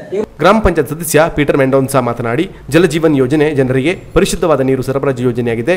ಕಳೆದ 25 ವರ್ಷಗಳಿಂದ ಕುಂಠಿತವಾದ ಯೋಜನೆಗಳು ಚಾಲನೆ ಪಡೆದುಕೊಳ್ಳುತ್ತಿದೆ. ರಸ್ತೆ ಕಾಣದ ಊರುಗಳಿಗೆ ಇಂದು ರಸ್ತೆಯಾಗಿದೆ. ಇಲ್ಲಿನ ದುರಾಡಳಿತ ಬೇಸದ ಜನ ಚುನಾವಣೆಯಲ್ಲಿ ತಕ್ಕ ಶಾಸ್ತಿ ಮಾಡಿದ್ದಾರೆ. ಮುಂದಿನ ದಿನಗಳಲ್ಲಿ ಗ್ರಾಮದ ಚಿತ್ರಣ ಬದಲಾಯಿಸೋಣ ಎಂದರು. ಈ ಸಂದರ್ಭದಲ್ಲಿ ಪಂಚಾಯತ್ ರಾಜ್ ಇಲಾಖೆಯ ಪ್ರಭಾರ ಸಹಾಯಕ ಇಂಜಿನಿಯರ್ ಪ್ರದೀಪ್ ಆಚಾರಿ, ಮಾವಿನಕುರ್ವ ಗ್ರಾಮ ಪಂಚಾಯತ್ ಪಿಡಿಒ ಉದಯ್ ಕುಮಾರ್ ಪಿ, ಕಾರ್ಯದರ್ಶಿ ಉದಯ್ ಖಾರ್ವಿ, ಗ್ರಾಮ ಪಂಚಾಯತ್ ಸದಸ್ಯರಾದ ವೆಂಕಟರಮಣ ಮೇಸ್ತಾ, ಮಂಜು ಗೌಡ, ವನಿತಾ ಗೌಡ, ಸವಿತಾ ನಾಯ್ಕ್, ಕಮಲಾ ಗೌಡ, ಸುಮನ, ಪ್ರಕಾಶ್ ಪಿಂಟೋ, ಗಿರಿಗೋಲ್ ಪೊಡ್ತೋದ್, ಚಿಕ್ಕನ್ ಕೋಡ್ ಗ್ರಾಮ ಪಂಚಾಯತ್ ಅಧ್ಯಕ್ಷ ವಿಘ್ನೇಶ್ವರ ಹೆಗಡೆ, ಗುತ್ತಿಗೆದಾರ ಸತೀಶ್ ಗೌಡ ಮತ್ತಿತರರು ಇದ್ದರು. ನಂತರ ಮಾವಿನಕುರ್ವ ಗ್ರಾಮ ಪಂಚಾಯತ್ಗೆ ಶಾಸಕರಾದ ಮೇಲೆ ಪ್ರಥಮ ಬಾರಿಗೆ ಸುನಿಲ್ ನಾಯ್ಕ್ ಭೇಟಿ ನೀಡಿ ಅವಲೋಕಿಸಿದರು. ಪಂಚಾಯತ್ ವ್ಯಾಪ್ತಿಯಲ್ಲಿ ಆಗಬೇಕಾದ ಕಾಮಗಾರಿ ಯೋಜನೆಗಳ ಬಗ್ಗೆ ಅಧ್ಯಕ್ಷ ಸದಸ್ಯರಿಂದ ವಿವರ ಪಡೆದು ಶೀಘ್ರವಾಗಿ ಮಂಜೂರಾತಿ ಮಾಡಿಸುವ ಭರವಸೆ ನೀಡಿದರು. Canara plus news Honnavar. BJP ಸ್ಥಾಪನಾ ದಿನದ ಅಂಗವಾಗಿ ಕಾರವಾರ ಬಿಜೆಪಿ ಕಾರ್ಯಾಲಯದಲ್ಲಿ ಜಿಲ್ಲಾಧ್ಯಕ್ಷ ವೆಂಕಟೇಶ್ ನಾಯಕ್ ಅವರು ಭಾರತ ಮಾತೆಯ ಭಾವಚಿತ್ರಕ್ಕೆ ಪುಷ್ಪಾರ್ಚನೆ ಮಾಡುವ ಮೂಲಕ ಕಾರ್ಯಕ್ರಮ ಉದ್ಘಾಟಿಸಿದರು. ಈ ಸಂದರ್ಭದಲ್ಲಿ ಪ್ರಾಸ್ತಾವಿಕ ಮಾತನಾಡಿದ ವೆಂಕಟೇಶ್ ನಾಯಕ್, ಕಳೆದ 41 ವರ್ಷಗಳಲ್ಲಿ ಭಾರತೀಯ ಜನತಾ ಪಕ್ಷ ರಾಷ್ಟ್ರ ರಾಜಕಾರಣದಲ್ಲಿ ಸಾಧಿಸಿದ ಸಾಧನೆ ಗಣನೀಯವಾಗಿದೆ. 1980 ಏಪ್ರಿಲ್ 6ರಂದು ಅಧಿಕೃತವಾಗಿ ಸ್ಥಾಪನೆಯಾದ ಬಿಜೆಪಿ 1951ರಲ್ಲಿ ಜನಸಂಘದ ಹೆಸರಿನಲ್ಲಿ ಜನ್ಮ ತಾಳಿತು. ಶ್ಯಾಮ್ ಪ್ರಸಾದ್ ಮುಖರ್ಜಿ ಅವರು ಜನಸಂಘದ ಸಂಸ್ಥಾಪಕರು. ಕಾಂಗ್ರೆಸ್ ಪ್ರಧಾನಿ ಇಂದಿರಾ ಗಾಂಧಿ ಅವರು ಹೇರಿದ್ದ ತುರ್ತು ಪರಿಸ್ಥಿತಿ ವಿರುದ್ಧ ಹೋರಾಡಲು 1977ರಲ್ಲಿ ಜನಸಂಘವು ಇತರ ಪಕ್ಷಗಳ ಜೊತೆಗೂಡಿ ಜನತಾ ಪಕ್ಷ ಸ್ಥಾಪಿಸಿದರು. ಆದರೆ 3 ವರ್ಷಗಳಲ್ಲಿ 1980ರಲ್ಲಿ ಜನತಾ ಪಕ್ಷ ವಿಸರ್ಜನೆಗೊಂಡು ಬಿಜೆಪಿ ಸ್ಥಾಪನೆಯಾಯಿತು. ಅಟಲ್ ಬಿಹಾರಿ ವಾಜಪೇಯಿ ಅವರು ಬಿಜೆಪಿಯ ಮೊದಲ ಅಧ್ಯಕ್ಷರಾದರು ಎಂದರು. ಉದಾರವಾದಿ ಹಿಂದೂ ರಾಷ್ಟ್ರೀಯವಾದಿ ನಾಯಕರಾಗಿದ್ದ ವಾಜಪೇಯಿ ಅವರು ಪಕ್ಷದಲ್ಲಿ ವ್ಯಾಪಕ ಜನಪ್ರಿಯತೆ ಹೊಂದಿದ್ದರು. 2014ರ ಲೋಕಸಭೆಯಲ್ಲಿ 282 ಸ್ಥಾನಗಳನ್ನು ಗೆದ್ದು ಭಾರಿ ಬಹುಮತದೊಂದಿಗೆ ಅಧಿಕಾರಕ್ಕೆ ಬಂದು ಇಂದು ಸಿಎಎ ಕಾಶ್ಮೀರದಲ್ಲಿ ಭಾರತ ದೇಶದ ಬಾವುಟ ಹಾರಿಸಿದರು ಎಂದರು. ಈ ಸಂದರ್ಭದಲ್ಲಿ ಜಿಲ್ಲಾ ಪ್ರಧಾನ ಕಾರ್ಯದರ್ಶಿ ಗೋವಿಂದ ನಾಯ್ಕ್, ನಗರ ಮಂಡಲ ಅಧ್ಯಕ್ಷ ನಾಗೇಶ್ ಕುರುಡೇಕರ್, ಜಿಲ್ಲಾ ವಿಶೇಷ ಆಹ್ವಾನಿತ ಮನೋಜ್ ಭಟ್, ನಗರಸಭೆ ಉಪಾಧ್ಯಕ್ಷ ಪಿಪಿ ನಾಯ್ಕ್, ನಗರ ಮಂಡಲ ಪ್ರಧಾನ ಕಾರ್ಯದರ್ಶಿ ಪ್ರದೀಪ್ ಗುನ್ಗಿ, ಪ್ರಧಾನ ಕಾರ್ಯದರ್ಶಿ ಮತ್ತು ನಗರಸಭೆಯ ಸದಸ್ಯ ಉಲ್ಲಾಸ್ ಖೇಣಿ, ನಗರಸಭೆ ಸದಸ್ಯ ಹಾಗೂ ಮಹಿಳಾ ಮೋರ್ಚಾದ ಪ್ರಧಾನ ಕಾರ್ಯದರ್ಶಿ ರೇಷ್ಮಾ ಮಾಳಸೇಕರ್, ನಗರಸಭೆ ಸದಸ್ಯ ಹನುಮಂತ ತಲವಾರ್, ಜಿಲ್ಲಾ ಮಾಧ್ಯಮ ಸಹ ಸಂಚಾಲಕ ಮತ್ತು ನಗರಸಭೆ ಸದಸ್ಯ ರವಿರಾಜ್ ಅಂಕೋಲೇಕರ್, ಪ್ರಕೋಷ್ಠ ಸಂಚಾಲಕ ಮಹೇಂದ್ರ ಬಾನಾವಲಿ, ಶಕ್ತಿ ಕೇಂದ್ರ ಪ್ರಮುಖ ಅರುಣ್ ಹಬ್ಬು, ಶಕ್ತಿ ಕೇಂದ್ರ ಅಧ್ಯಕ್ಷ ನಾಗೇಶ್ ಕೊಳಮಕರ್, ಬೂತ್ ಅಧ್ಯಕ್ಷ ವಿನಾಯಕ್ ಶೇಟ್, ಬಿಜೆಪಿ ಸಾಮಾಜಿಕ ಜಾಲತಾಣ ಅಧ್ಯಕ್ಷ ಕಿಶನ್ ಕಾಂಬಳೆ, ಉಲ್ಲಾಸ್ ರೇವಣ್ಕರ್, ಪರಶುರಾಮ ಗುನ್ಗಿ ಉಪಸ್ಥಿತರಿದ್ದರು. ನಂತರ ಬೂತ್ ಸಂಖ್ಯೆ 92 ಅಧ್ಯಕ್ಷ ದೀಪಕ್ ಕಾಂಕರ್ ಅವರ ಮನೆಗೆ ತೆರಳಿ ಬಿಜೆಪಿ ಬಾವುಟ ಹಾರಿಸಲಾಯಿತು. Canara plus news Karwar. ಹೊನ್ನಾವರ ಪಟ್ಟಣದ ನ್ಯೂ ಇಂಗ್ಲಿಷ್ ಶಾಲಾ ಸಭಾಭವನದಲ್ಲಿ ಕರವೇ ತಾಲೂಕಾ ಘಟಕದ ಕಾರ್ಯಕರ್ತರ ಸಭೆ ನಡೆಯಿತು. ಸಭೆ ಉದ್ದೇಶಿಸಿ ಕರವೇ ರಾಜ್ಯಾಧ್ಯಕ್ಷ ಪ್ರವೀಣ್ ಶೆಟ್ಟಿ ಮಾತನಾಡಿ, ಕನ್ನಡಕ್ಕಾಗಿ ಅದೆಷ್ಟೋ ಮೊಕದ್ದಮೆ ಎದುರಿಸುತ್ತೇವೆ. ನೆಲ ಜಲ ಭಾಷೆ ವಿಚಾರ ಬಂದಾಗ ನಮ್ಮ ಹೋರಾಟ ನಿರಂತರವಾಗಿರುತ್ತದೆ. ಕೇಂದ್ರ ಸರ್ಕಾರ ಅನೇಕ ರೀತಿಯಲ್ಲಿ ಕನ್ನಡದ ಮೇಲೆ ಹಿಂದಿ ಹೇರಿಕೆ ನಡೆಸುತ್ತಿದ್ದರೂ ರಾಜಕಾರಣಿಗಳು ತಮ್ಮ ಕುರ್ಚಿ ಉಳಿಸಿಕೊಳ್ಳಲು ಸುಮ್ಮನೆ ಕುಳಿತಿರುತ್ತಾರೆ. ಕನ್ನಡದ ಹೆಸರಲ್ಲಿ ರಾಜಕೀಯ ಮಾಡೋಣ. ಕನ್ನಡದ ರಾಜಕಾರಣಿಯಾದರೆ ಮಾತ್ರ ಕನ್ನಡ ಉದ್ಧಾರವಾಗಲು ಸಾಧ್ಯ ಎಂದರು. ಸಂಘಟನೆಯನ್ನು ತಳಮಟ್ಟದಲ್ಲಿ ಬಲಪಡಿಸುವ ಕಾರ್ಯ ನಡೆಯುತ್ತಿದೆ. ಎಲ್ಲರೂ ಸಂಘಟಿತರಾಗಿ ಕನ್ನಡ ಗೆಲ್ಲಿಸೋಣ ಎಂದು ಕಾರ್ಯಕರ್ತರಿಗೆ ಕರೆ ನೀಡಿದರು. ಕನ್ನಡದ ಹೆಸರಲ್ಲಿ ರಾಜಕೀಯ ಮಾಡೋದು, ಕನ್ನಡದ ರಾಜಕಾರಣಿಗಳಾಗುವಂದ್ರೆ ಮಾತ್ರ ಕನ್ನಡ ಉದ್ಧಾರ ಆಗಲು ಸಾಧ್ಯ. ಇವತ್ತು ರಾಷ್ಟ್ರೀಯ ಪಕ್ಷಗಳು ಎಲ್ಲಿ ಕೂತು ಅವರು ಆದೇಶವನ್ನು ಮಾಡ್ತಾರೆ. ನಮ್ಮ ರಾಜಕಾರಣಿಗಳು ಸೀಟುಗಳನ್ನು ಉಳಿಸ್ಕೊಳ್ಳಿಕ್ಕೆ ಏನ್ ಮಾಡ್ತಾರೆ, ಅವರು ಹೇಳಿರೋ ಮಾತನ್ನ ಪಾಲಿಸ್ತಾರೆ. ತಮಿಳುನಾಡಲ್ಲಿ ತಮಿಳು ಭಾಷೆ ಹಾಕಿಲ್ಲ ಅಂದ್ರೆ ಅವರಿಗೆ ಅಲ್ಲಿಂದ ಹೋಗೋಕ್ಕೂ ಆಗಲ್ಲ, ಬರೋಕ್ಕೂ ಆಗಲ್ಲ. ಕರ್ನಾಟಕದಲ್ಲಿ ಭದ್ರಾವತಿಯಲ್ಲಿ ನಮ್ಮ ಸೇನೆ ಕಾರ್ಯಕ್ರಮ ಆದ್ರೆ ಹಿಂದಿಯನ್ನು ನಮ್ಮ ಮೇಲೆ ಹೇಳ್ತಾರೆ. ಅಥವಾ ಇತ್ತೀಚೆಗೆ ನೋಡಿರ್ತೀರ, ಅನೇಕ ಸಂದರ್ಭದಲ್ಲಿ ಕನ್ನಡಿಗರ ಮೇಲೆ ಹಿಂದಿಯನ್ನು ಹೇರುವಂತ ಕೆಲಸವನ್ನ ನಿರಂತರವಾಗಿ ಕೇಂದ್ರ ಸರ್ಕಾರ ಮಾಡ್ತಾ ಇದ್ರೂ ಸಹ ನಮ್ಮನ್ನಾಳುವಂತ ದೊರೆಗಳು ಕೈ ಕಟ್ಟಿ ಬಾಯಿ ಮುಚ್ಚಿಕೊಂಡು ಕೂತ್ಕೊಂಡಿರ್ತಾರೆ. ಅಂಕೋಲ ತಾಲೂಕಾ ಪಂಚಾಯತ್ ಅಧ್ಯಕ್ಷೆ ಸುಜಾತಾ ಗಾಂವ್ಕರ್ ಮಾತನಾಡಿ, ಕನ್ನಡ ಕಿಚ್ಚು ಹಚ್ಚುವ ಕೆಲಸ ಕನ್ನಡಿಗರಿಂದಲೇ ನಡೆಯಬೇಕಿದೆ. ಕೇವಲ ವೇದಿಕೆಗಳಲ್ಲಿ ಕನ್ನಡ ಉಳಿಸಿ ಬೆಳೆಸಿ ಎಂದು ಭಾಷಣ ಮಾಡುತ್ತೇವೆ. ಕನ್ನಡಕ್ಕೆ ಅಪಚಾರ ಅವಮಾನವಾದಾಗ ಒಗ್ಗಟ್ಟು ತೋರಿಸುತ್ತಿಲ್ಲ. ಕನ್ನಡವನ್ನು ಉಳಿಸುವಂತಹ ಚಿಂತನೆ ಕಾಡುತ್ತಿದೆ. ಕನ್ನಡ ಪ್ರೇಮ ಎನ್ನುವುದು ಕೇವಲ ನವೆಂಬರ್ 1ಕ್ಕೆ ಮಾತ್ರ ಸೀಮಿತಗೊಳ್ಳುತ್ತಿದೆ. ಕನ್ನಡ ಪ್ರೇಮ ನಿತ್ಯ ನಿರಂತರವಾಗಿರಬೇಕು. ಆಗ ಮಾತ್ರ ಕನ್ನಡದ ಕಂಪು ಪಸರಿಸಲು ಸಾಧ್ಯ ಎಂದರು. ನಮ್ಮ ಕನ್ನಡ ಅನ್ನುವ ಒಂದು ವಾಕ್ಯದೊಂದಿಗೆ ನಾವೆಲ್ಲ ಕನ್ನಡಿಗರಾಗಿ ಬಾಳೋಣ, ಕನ್ನಡವನ್ನ ಕಟ್ಟೋಣ. ಕನ್ನಡ ನಾಡನ್ನ ತಾಯಿ ಭುವನೇಶ್ವರಿಗೆ ವಂದಿಸುತ್ತಾ, ಭುವನೇಶ್ವರಿಯ ಮಡಿಲಲ್ಲಿ ಬೆಳೆದಂತ ನಾವು ಕನ್ನಡಿಗರು. ನಾವೆಲ್ಲ ಕನ್ನಡ ಅಭಿಯ ಮಡಿಲಲ್ಲಿ ಬೆಳೆದಂತವರಿಗೆ ಕನ್ನಡ ಅಭಿಮಾನವನ್ನ, ಕನ್ನಡದ ಕಿಚ್ಚನ್ನ ಹಚ್ಚುವ ಆ ಕೆಲಸವನ್ನ ನಾವು ಕನ್ನಡಿಗರು ಮಾಡ್ಬೇಕಾಗಿದೆ. ಇವತ್ತು ಯಾಕಂದ್ರೆ ಕನ್ನಡ ಕನ್ನಡ ಅಂತ ನಾವು ಬೆಳಿತೇವೆ, ಹೇಳ್ಕೊಳ್ತೇವೆ, ವೇದಿಕೆ ಮೇಲೆ ಹೇಳ್ತೇವೆ ಕನ್ನಡವನ್ನ ಉಳಿಸಬೇಕು, ಬೆಳೆಸಬೇಕು ಅಂತ. ಆದ್ರೆ ಕನ್ನಡಕ್ಕೆ ಆಗುವ ಅಪಚಾರ, ಕನ್ನಡಕ್ಕೆ ಅವಮಾನ ಬಂದಾಗ ನಾವು ನಿಜವಾಗಿ ಒಬ್ಬರು ಒಗ್ಗಟ್ಟನ್ನ ನಾವು ತೋರಿಸ್ತಾ ಇಲ್ಲ. ಇವತ್ತು ನಾವು ಬೆಳಗಾವದಂತ ಒಂದು ಗಡಿಯಲ್ಲಿ ಎಲ್ಲ ಗಡಿಗಳನ್ನ ನೋಡ್ತಾ ಇದ್ದೇವೆ. ವಿವಾದಗಳ ಸರಮಾಲಿಗಳಲ್ಲಿ ನಾವು ಕೂತಿದ್ದೇವೆ. ನಮ್ಮ ಕನ್ನಡವನ್ನ ನಾವು ಹೇಗೆ ಕನ್ನಡಾಮಿಯ ಕನ್ನಡವನ್ನ ಹೇಗೆ ಉಳಿಸ್ಕೊಳ್ಬೇಕು, ಬೆಳೆಸಬೇಕು ಅನ್ನೋದಂತ ಚಿಂತನೆ ಇವತ್ತು ನಮಗೆ ಕಾಣ್ತಾ ಇದೆ. ಕರವೇ ರಾಜ್ಯ ಉಪಾಧ್ಯಕ್ಷ ಶಿವರಾಜ್ ಗೌಡ ಮಾತನಾಡಿ, ನೆಲ ಜಲ ಭಾಷೆಗೆ ಧಕ್ಕೆ ಬಂದಾಗ ಹೋರಾಟ ಮಾಡುವುದು ಕರವೇ ಸಂಘಟನೆ. ಇಂದು ಹಳದಿ ಕೆಂಪು ಶಾಲು ಹಾಕಿಕೊಂಡು ಅನೇಕ ಸಂಘಟನೆಗಳು ಹುಟ್ಟಿಕೊಂಡಿವೆ. ರಾಜಕಾರಣಿಗಳು ಕೆಲವು ಸಂಘಟನೆಗಳನ್ನು ಹುಟ್ಟು ಹಾಕಿ ನಮ್ಮ ವಿರುದ್ಧ ಎತ್ತುಕೊಟ್ಟುತ್ತಿದ್ದಾರೆ. ಕೈಲಾಗದವರಿಗೆ 2 ಕೆಜಿ ಅಕ್ಕಿ ಕೊಡುವುದೇ ದೊಡ್ಡ ಸಾಧನೆ ಎಂದುಕೊಂಡಿದ್ದಾರೆ. ಜನರಿಗೆ ಉದ್ಯೋಗಾವಕಾಶ, ಮೂಲಭೂತ ಸೌಕರ್ಯ ಕಲ್ಪಿಸಿಕೊಡುವ ಕೆಲಸ ಮಾಡಬೇಕು ಎಂದು ಜನಪ್ರತಿನಿಧಿಗಳ ವಿರುದ್ಧ ಹರಿಹಾಯ್ದರು. Canara plus news Honnavar. ಉತ್ತರ ಕನ್ನಡ ಜಿಲ್ಲೆಯಲ್ಲಿಯೂ ಸಾರಿಗೆ ಮುಷ್ಕರಕ್ಕೆ ಸಿಬ್ಬಂದಿ ಮುಂದಾಗಿದ್ದು, ಮಂಗಳವಾರ ಕೆಲ ದೂರದ ಬಸ್ಸುಗಳನ್ನು ಸ್ಥಗಿತಗೊಳಿಸಿ ಬುಧವಾರ ಸಂಪೂರ್ಣ ಸ್ಥಗಿತಗೊಳಿಸುವ ಬಗ್ಗೆ ಎಚ್ಚರಿಕೆ ನೀಡಿದ್ದಾರೆ. ಸಾರಿಗೆ ನೌಕರರ ವಿವಿಧ ಬೇಡಿಕೆಗಳನ್ನು ಈಡೇರಿಸುವಂತೆ ಒತ್ತಾಯಿಸುತ್ತಿದ್ದ ನೌಕರರು ಸಾರಿಗೆ ಮುಷ್ಕರಕ್ಕೆ ಕರೆ ನೀಡಿದ್ದು, ಬುಧವಾರ ಸಂಪೂರ್ಣ ಬಸ್ ಸಂಚಾರ ಸ್ಥಗಿತಗೊಳಿಸಲು ಮುಂದಾಗಿದ್ದಾರೆ. ಈ ಮುಷ್ಕರಕ್ಕೆ ಉತ್ತರ ಕನ್ನಡ ಜಿಲ್ಲೆಯ ಕಾರವಾರ ಸೇರಿದಂತೆ ಇತರೆ ತಾಲೂಕುಗಳಲ್ಲಿಯೂ ಸಂಪೂರ್ಣ ಬೆಂಬಲ ವ್ಯಕ್ತವಾಗುವ ಸಾಧ್ಯತೆ ದಟ್ಟವಾಗಿದೆ. ಕಾರವಾರದಿಂದ ಮಂಗಳವಾರ ದೂರದ ಧರ್ಮಸ್ಥಳ ಹಾಗೂ ಚಿಕ್ಕಮಗಳೂರು ಬಸ್ಗಳನ್ನು ಸ್ಥಗಿತಗೊಳಿಸಿರುವ ಸಿಬ್ಬಂದಿ ಸಂಜೆಯ ಬಳಿಕ ಮತ್ತಷ್ಟು ಬಸ್ಗಳ ಸೇವೆಯನ್ನು ಸ್ಥಗಿತಗೊಳಿಸಿದ್ದಾರೆ. ಸದ್ಯ ಮಂಗಳವಾರ ಹುಬ್ಬಳ್ಳಿ, ಹಾವೇರಿ, ಉಡುಪಿ, ಬೆಳಗಾವಿ ಸೇರಿದಂತೆ ಲಾಂಗ್ ರೂಟ್ ಬಸ್ಗಳು ಮತ್ತು ಸ್ಥಳೀಯ ಬಸ್ಗಳು ಎಂದಿನಂತೆ ಓಡಾಟ ನಡೆಸಿವೆಯಾದರೂ ನಾಳೆ ಬೆಳಿಗ್ಗೆಯೊಳಗೆ ಸರ್ಕಾರದಿಂದ ಸೂಕ್ತ ಸ್ಪಂದನೆ ಸಿಗದೇ ಇದ್ದಲ್ಲಿ ಎಲ್ಲಾ ಬಸ್ಗಳನ್ನು ಸ್ಥಗಿತಗೊಳಿಸುವುದಾಗಿ ಕಾರವಾರ ಸಾರಿಗೆ ಸಿಬ್ಬಂದಿಗಳು ಎಚ್ಚರಿಸಿದ್ದಾರೆ. Canara plus news Karwar. Tipper ಮತ್ತು ಬೈಕ್ ನಡುವೆ ಭೀಕರ ಅಪಘಾತ ಸಂಭವಿಸಿದ್ದು, ಸಿದ್ದಾಪುರ ಪೊಲೀಸರು ಪ್ರಕರಣ ದಾಖಲಿಸಿಕೊಂಡಿದ್ದಾರೆ. ಸಿದ್ದಾಪುರ ತಾಲೂಕಿನ ಬೇಡ್ಕಣಿ ಸಮೀಪದ ಭುವನಗಿರಿ ಬಳಿ ಸಿದ್ದಾಪುರದಿಂದ ಕುಮಟಾ ಮಾರ್ಗವಾಗಿ ಅತಿ ವೇಗದಿಂದ ಟಿಪ್ಪರ್ ಚಲಾಯಿಸಿಕೊಂಡು ಬಂದ ಲೋಹಿತ್ ನಾಯ್ಕ್ ಕುಮಟಾ ಕಡೆಯಿಂದ ಸಿದ್ದಾಪುರಕ್ಕೆ ಬರುತ್ತಿದ್ದ ಸೊರಬ ಮೂಲದ ರಶ್ಮಿ ಎಂಬುವರ ಬೈಕ್ಗೆ ಡಿಕ್ಕಿ ಹೊಡೆಸಿದ್ದಾನೆ. ಈ ಭೀಕರ ಅಪಘಾತದಲ್ಲಿ ಬೈಕ್ ಸವಾರ ರಶ್ಮಿ ಎಂಬುವರಿಗೆ ಗಾಯವಾಗಿದೆ ಎಂದು ತಿಳಿದು ಬಂದಿದೆ. ಸ್ಥಳಕ್ಕೆ ಆಗಮಿಸಿದ ಸಿದ್ದಾಪುರ ಪೊಲೀಸರು ಪ್ರಕರಣ ದಾಖಲಿಸಿಕೊಂಡಿದ್ದಾರೆ. Canara plus news Sirsi. ಗೋಕರ್ಣದ ಅಶೋಕಿಯ ಪರಿಶಿಷ್ಟ ಜಾತಿ ಕೇರಿಗೆ ಹೋಗುವ ರಸ್ತೆ ಇಕ್ಕಟ್ಟಾಗಿದ್ದರಿಂದ ಸ್ಥಳೀಯರ ಸಂಚಾರಕ್ಕೆ ತೊಂದರೆಯಾಗಿದ್ದು ಸುಸಜ್ಜಿತ ರಸ್ತೆ ನಿರ್ಮಿಸಿಕೊಡಲು ಕ್ರಮ ಕೈಗೊಳ್ಳಬೇಕೆಂದು ತಾಲೂಕಾ ಪಂಚಾಯತ್ ಸದಸ್ಯ ಮಹೇಶ್ ಶೆಟ್ಟಿ ಕೆಡಿಪಿ ಸಭೆಯಲ್ಲಿ ಒತ್ತಾಯಿಸಿದರು. ಕುಮಟಾ ತಾಲೂಕಾ ಪಂಚಾಯತ್ ಸಭಾಭವನದಲ್ಲಿ ಮಂಗಳವಾರ ತಾಲೂಕಾ ಪಂಚಾಯತ್ ಅಧ್ಯಕ್ಷೆ ವಿಜಯ ಪಟಗಾರ್ ನೇತೃತ್ವದಲ್ಲಿ ನಡೆದ ತಾಲೂಕಾ ಪಂಚಾಯತ್ ಅಧಿಕಾರಿಗಳ ಕೆಡಿಪಿ ಸಭೆಯಲ್ಲಿ ತಾಲೂಕಾ ಪಂಚಾಯತ್ ಸದಸ್ಯ ಮಹೇಶ್ ಶೆಟ್ಟಿ ಅವರು ತಮ್ಮ ಭಾಗದ ಸಮಸ್ಯೆಗಳ ಬಗ್ಗೆ ಸಭೆಯ ಗಮನ ಸೆಳೆದರು. ಕಳೆದ ಗ್ರಾಮ ಪಂಚಾಯತ್ ಚುನಾವಣೆಯಲ್ಲಿ ಮತದಾನ ಬಹಿಷ್ಕರಿಸುವುದಾಗಿ ಇಲ್ಲಿಯ ಜನರು ಪಟ್ಟು ಹಿಡಿದಿದ್ದರು. ಅಧಿಕಾರಿಗಳು ಹಾಗೂ ಜನಪ್ರತಿನಿಧಿಗಳು ರಸ್ತೆ ನಿರ್ಮಿಸಿಕೊಡುವ ಭರವಸೆ ನೀಡಿದ್ದರಿಂದ ಅವರು ಮತದಾನದಲ್ಲಿ ಪಾಲ್ಗೊಂಡಿದ್ದರು. ಈಗ ಚುನಾವಣೆ ಮುಗಿದು 3 ತಿಂಗಳು ಕಳೆದಿವೆ. ಅಧಿಕಾರಿಗಳು ರಸ್ತೆಯ ಮಾತು ಮರೆತಿದ್ದಾರೆ. ಈಗ ತಾಲೂಕಾ ಪಂಚಾಯತ್ ಜಿಲ್ಲಾ ಪಂಚಾಯತ್ ಚುನಾವಣೆಗಳು ಬರಲಿವೆ. ಇಲ್ಲಿಯ ಜನ ಪುನಃ ಪ್ರತಿಭಟಿಸುತ್ತಾರೆ. ಹೀಗಾಗಿ ತಕ್ಷಣ ಅವರಿಗೆ ರಸ್ತೆ ಮಾಡಿಸಿಕೊಡಬೇಕೆಂದು ಮಹೇಶ್ ಶೆಟ್ಟಿ ಒತ್ತಾಯಿಸಿದರು. ಸ್ಥಳಕ್ಕೆ ಸಮಾಜ ಕಲ್ಯಾಣ ಅಧಿಕಾರಿ, ಲೋಕೋಪಯೋಗಿ ಇಂಜಿನಿಯರ್, ಪಿಡಿಒ ಸ್ಥಳಕ್ಕೆ ಭೇಟಿ ನೀಡಿ ಪರಿಶೀಲನೆ ನಡೆಸಿ ರಸ್ತೆ ನಿರ್ಮಿಸಲು ಅಗತ್ಯ ಕ್ರಮಗಳನ್ನು ಕೈಗೊಳ್ಳಬೇಕೆಂದು ಇಒ ಸಿಟಿ ನಾಯ್ಕ್ ನಿರ್ದೇಶನ ನೀಡಿದರು. ನೀವು ಹೋಗಿ ಬಂದಿದ್ರೆ ಏನಾಯ್ತದು? ಯಾವ ಮಟ್ಟದಲ್ಲಿ ಬೇಕಲ್ಲ, ಪ್ರಚಾರ ಆಗಿತ್ತು, ಬಹಿಷ್ಕಾರ ಆಗ್ತಿದೆ, ನೀವೇ ಮಾಧ್ಯಮದಲ್ಲಿ ಬಂತು, ಎಲ್ಲ ಬಂತು. ಈಗ ಅವ್ರಿಗೆ ಆಶ್ವಾಸನೆ ಕೊಟ್ಟಿದ್ವಿ, ಮತ್ತೆ ಇಲೆಕ್ಷನ್ಗೆ ನಾವು ಯಾಕೆ ಮಗ ತಗೊಂಡು ಹೋಗೋದು ಅಂತ ಏನ ಕೆಲಸ ಮಾಡಿ ಅಂತ ಹೇಳೋದಿಲ್ಲ, ಅದ್ರ ಫಾರ್ವರ್ಡರ್ ಆಗ್ಬೇಕಲ್ಲ. ಏನಿಲ್ಲ, ಮೊನ್ನೆನೇ ಅವರು ನಾನು ನೋಡಿದ ಪೇಪರಲ್ಲಿ DC ಅವ್ರಿಗೆ ಹೋಗಿ ಮನವಿ ಕೊಟ್ಟು ಬಂದಿಲ್ಲ. ಏನು ಹೇಳ್ಕೊಡ್ತಿಲ್ಲ, ಬರೀ ಮನವಿ ಕೊಡ್ತೆ ಹೋಗುದಾ ಅಥವಾ ಏನಾದ್ರೂ ಒಂದು ಆ ದಿಶೆಯಲ್ಲಿ ಕಾರ್ಯಕ್ರಮಕ್ಕೆ ಬರ್ಬೇಕಲ್ರಿ? ಕೆಲಸ ನಾವು ಜನರ ಹತ್ರ ರೂಪಾಯಿ ಬಿಟ್ರೆ ಮತ್ತೆ ಏನು ಕೆಲಸ ನಾವು ನಾಳೆ ಹೇಳಿದ್ರೆ ಒಂದು ತಿಂಗಳಲ್ಲಿ ಕೇಳಿ ಮೇಡಮ್, ಈ ವರ್ಕ್ ಅನ್ನ ನಾಳೆ ಹೇಳಿದ್ರೆ ಒಂದು ತಿಂಗಳಲ್ಲಿ ನಾವು ಮಾಡಿ ಮುಗಿಸ್ಕೊಡ್ತೇವೆ. ಸಮಸ್ಯೆ ಇರೋದು ಅದಲ್ಲ, ನೀವು ಮೂಲ ಸಮಸ್ಯೆಯನ್ನು ಹುಡುಕ್ಬೇಕು. ಮೂಲ ಸಮಸ್ಯೆ ಅಂದ್ರೆ ಜಾಗದ ಸಮಸ್ಯೆ ಇರಲಿ ಅಲ್ರಿ. ಜಾಗ ಕೊಡ್ತಿಲ್ಲ, ಅವ್ರು ಮನವೊಲಿಸ್ಲಿಕ್ಕೆ ಆಗ್ತದ್ಯಾ ಜಾಗದವ್ರದ್ದು? ಇಲ್ವಾ? ಇಲ್ಲ ಅಂತಂದ್ರೆ ಅದು ಅಕ್ವೈರ್ ಮಾಡ್ಬೇಕು. ಅಕ್ವೈರ್ ಮಾಡೋದ್ರೆ ಪಂಚಾಯತಿಂದ ಸ್ಟಾರ್ಟ್ ಆಗ್ಬೇಕು. ಅದು ಪಂಚಾಯತ್ ಗ್ರಾಮ ಸಭೆಯಿಂದ ಸ್ಟಾರ್ಟ್ ಆಗ್ಬೇಕು ಆ ಪ್ರಪೋಸಲ್. ಅದು ಸ್ಟಾರ್ಟ್ ಆಗಿದ್ರೆ ಅದ ನಂತರ ಅದಕ್ಕೆ ಏನೋ ಒಂದು ರೇಟ್ ಗೀಟು ಇದೆಲ್ಲ ಈಗ ರೇಟ್ ಅನ್ನ ಇದು ಮಾಡಿದ್ರೆ ಅದನ್ನು ತುಂಬೋದು ಯಾರು ಹೇಳೋದ್ಬೇಕು? ಆ ಹಣವನ್ನು ತುಂಬೋದು ಯಾರು ಹೇಳೋದ್ಬೇಕು? ಕುಮಟಾ ತಾಲೂಕಿನಲ್ಲಿ 2 ವಿದ್ಯಾರ್ಥಿಗಳು ಸೇರಿದಂತೆ 23 ಜನರಿಗೆ ಕೋವಿಡ್ ಸೋಂಕು ಕಾಣಿಸಿಕೊಂಡಿದೆ. ಕೇವಲ ಲಸಿಕೆ ಪಡೆಯುವುದರಿಂದ ಕೊರೋನಾ ಹೋಗಲಾಡಿಸಬಹುದೆಂದು ತಿಳಿದುಕೊಳ್ಳಬಾರದು. ಅಗತ್ಯ ಮುಂಜಾಗ್ರತಾ ಕ್ರಮಗಳನ್ನು ಕೈಗೊಂಡರೆ ಕೊರೋನಾ ಹಿಮ್ಮೆಟ್ಟಿಸಬಹುದು. ಹಿರಿಯ ನಾಗರಿಕರು ಕಡ್ಡಾಯವಾಗಿ ಕೋವಿಡ್ ಲಸಿಕೆ ಪಡೆಯಬೇಕು ಎಂದು ತಾಲೂಕು ವೈದ್ಯಾಧಿಕಾರಿ ಡಾಕ್ಟರ್ ಆಜ್ಞಾ ನಾಯಕ್ ಸಭೆಯಲ್ಲಿ ಮನವಿ ಮಾಡಿಕೊಂಡರು. ಈಗ ಪ್ರಕರಣಗಳು ಹೆಚ್ಚಾಗ್ತಾ ಇದ್ದಾವೆ. ಆಕ್ಟಿವ್ ಕೇಸ್ಗಳು ಕುಮಟಾ ತಾಲೂಕಿನಲ್ಲಿ ಈಗಾಗಲೇ 23 ಇದೆ. ಒಂದು ನನ್ನ ರಿಕ್ವೆಸ್ಟ್ ಎಲ್ಲ ಮೆಂಬರ್ಸ್ ಮತ್ತೆ ಇಲ್ಲಿ ನೆರೆದಂತ ಎಲ್ಲ ಆಫೀಸರ್ಸ್ಗೆ ಪ್ಲೀಸ್ ಮಾಸ್ಕ್ ಅನ್ನ ಧರಿಸುವಂತ ಒಂದು ರೂಢಿಯನ್ನ ಮಾಡಿ. ಯಾಕಂದ್ರೆ ಕೇಸ್ಗಳು ಹೆಚ್ಚಾಗ್ತಾ ಇದ್ದಾವೆ. ಕಳೆದ ವರ್ಷದಲ್ಲಿ ಈ ಹೊತ್ತಿನಲ್ಲಿ ಎಷ್ಟು ಕೇಸ್ ಇದ್ವು ಅಷ್ಟೇ ಪ್ರಕರಣಗಳಿಗೆ ಬರ್ತಾ ಇದ್ದಾವೆ. ಅದು ಈಗ ಶಾಲೆಯಲ್ಲಿ ಮತ್ತೆ ಹಾಸ್ಟೆಲ್ಗಳಲ್ಲಿ ಪ್ರಕರಣಗಳು ಬೇರೆ ತಾಲೂಕಿನಲ್ಲಿ ಬೇರೆ ಜಿಲ್ಲೆಗಳಲ್ಲಿ ಬರುವುದರಿಂದ ನಂಬರ್ ಆಫ್ ಕೇಸಸ್ ಹೆಚ್ಚಾಗ್ತಾ ಇದೆ. ನಮ್ಮಲ್ಲಿ ಇವತ್ತಿನ ದಿನ ಒಟ್ಟು 23 ಕೇಸ್ಗಳು ಇದ್ದಾವೆ. ಅದರಲ್ಲಿ 2 ಶಾಲೆ ಮಕ್ಕಳು ಸಹ ಪೀಡಿತರಾಗಿದ್ದಾರೆ. ಇದು ಬರುವುದು ಯಾವ ರೀತಿ ಅಂತ ನೋಡೋದಕ್ಕಿಂತ ನಾವು ನಮ್ಮ ಪ್ರೊಟೆಕ್ಷನ್ ಅನ್ನು ಮಾಡ್ಕೊಳ್ಳೋದು ಅತಿ ಅವಶ್ಯಕವಾಗಿದೆ. ನಮ್ಮಲ್ಲಿ ಮಾಸ್ಕ್ ಧರಿಸುವರ ಸಂಖ್ಯೆ ಬಹಳಷ್ಟು ಕಡಿಮೆ ಆಗಿದೆ. ಅದನ್ನ ಪ್ಲೀಸ್ ಎಲ್ಲರೂ ರಿಕ್ವೆಸ್ಟ್ ಮಾಡ್ಕೊಳ್ತೀನಿ. ಇವನ್ ನಾನು 2 ಸುತ್ತು ಚಚ್ಚುಮದ್ದನ್ನ ಹಾಕೊಂಡಿದ್ದೇವೆ ಅಂತ ಹೇಳಿ ನಮ್ಗೆ ಖಾತ್ರಿ ಇದ್ರು ಸಹ ನಮ್ಗೆ ಸೋಂಕನ್ನು ಬರುವುದನ್ನ ತಡೆಯಲಿಕ್ಕೆ ಯಾವುದೇ ತರದ ಉಪಾಯ ಇಲ್ಲ. ಕೇವಲ ಮಾಸ್ಕ್ ಯೂಸ್ ಮಾಡೋದ್ರಿಂದ ನಮ್ಗೆ ಸೋಂಕು ಕಡಿಮೆ ಮಾಡ್ಕೊಳ್ಬಹುದೇ ಹೊರತು ಮತ್ತೆ ಯಾವುದೇ ಸಾಧನೆಗಳಿಲ್ಲ.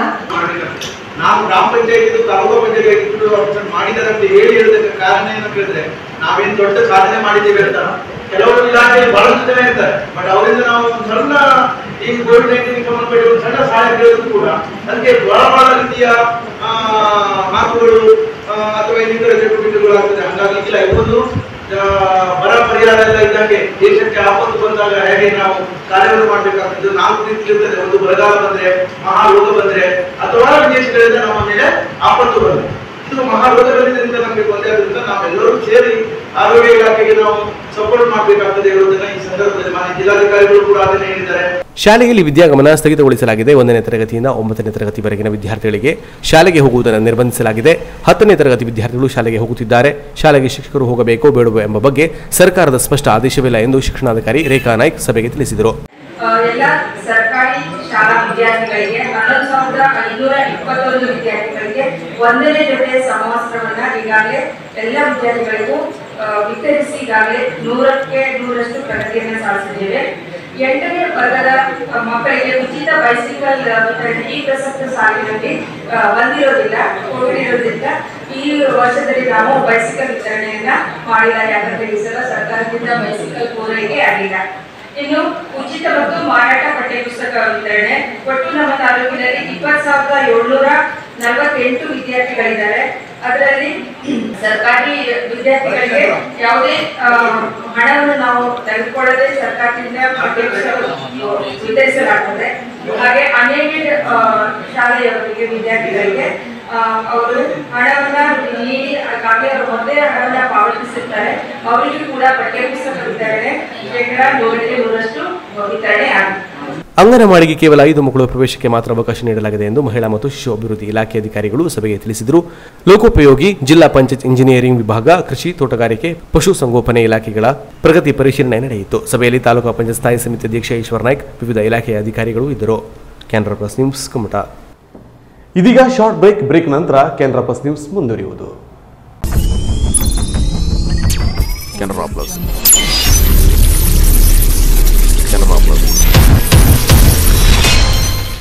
ಬ್ರಾಂಡೆಡ್ ಕಂಪನಿಗಳ ಎಲೆಕ್ಟ್ರಾನಿಕ್ ಗೃಹ ಬಳಕೆ ಸಾಮಗ್ರಿಗಳ ಬೃಹತ್ ಮಳಿಗೆ ಗಣೇಶ್ ಏಜೆನ್ಸಿ ಕಾರವಾರ. ನಮ್ಮಲ್ಲಿ Samsung, Whirlpool, LG, IFB, Lloyd, Sony ಸೇರಿದಂತೆ ಇತರೆ ಜಗತ್ಪ್ರಸಿದ್ಧ ಕಂಪನಿಗಳ LED TV, sound system, air cooler, AC, washing machine, refrigerator, grinder, mixer, micro oven, cooker, water purifier, gas stove ಸೇರಿದಂತೆ ಇನ್ನಿತರೆ ಎಲೆಕ್ಟ್ರಾನಿಕ್ ಮತ್ತು ಗೃಹ ಬಳಕೆ ಸಾಮಗ್ರಿಗಳು ರೀಸನೇಬಲ್ ದರದಲ್ಲಿ ಲಭ್ಯ. ಸ್ಪೆಷಲ್ ಆಫರ್ ಜೊತೆಗೆ ಪ್ರತಿ ಖರೀದಿಯ ಮೇಲೆ ಆಕರ್ಷಕ ಗಿಫ್ಟ್ ನೀಡಲಾಗುವುದು.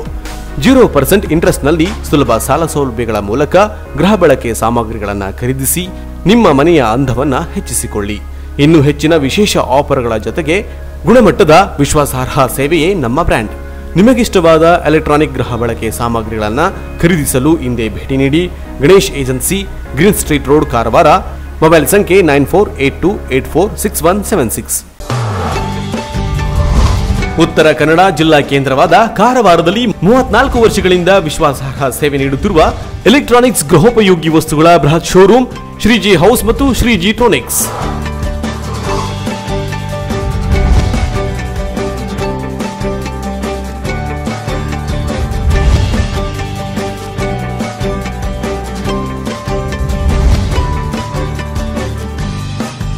ನಮ್ಮಲ್ಲಿ ಬ್ರಾಂಡೆಡ್ ಕಂಪನಿಗಳ refrigerator, washing machine, LED TV, micro oven, fan, cooler, gas stove, cooker, mixer, grinder, water purifier ಸೇರಿದಂತೆ ಇನ್ನಿತರೆ ಗೃಹ ಬಳಕೆ ಸಾಮಗ್ರಿಗಳು ಅತ್ಯಾಕರ್ಷಕ ದರದಲ್ಲಿ ಲಭ್ಯ.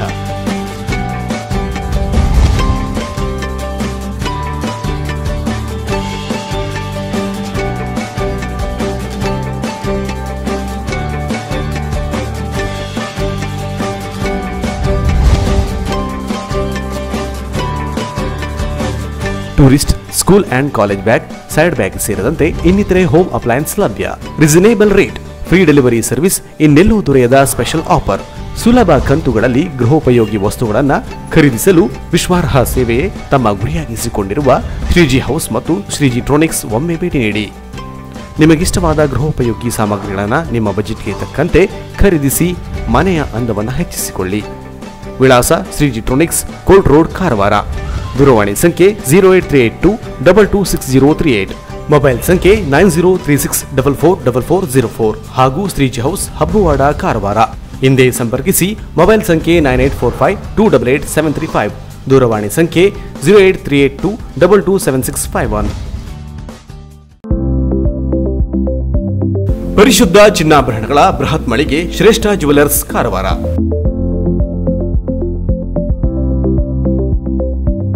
ನಮ್ಮಲ್ಲಿ 22 ಮತ್ತು 24 ಕ್ಯಾರೆಟ್ ಹೋಲೋ ಮಾರ್ಕ್ ಹೊಂದಿರುವ ಅತ್ಯಾಕರ್ಷಕ ಮತ್ತು ವಿಭಿನ್ನ ಡಿಸೈನ್ಗಳ ಎಲ್ಲಾ ರೀತಿಯ ಜ್ಯುವೆಲರಿಗಳು ಲಭ್ಯ.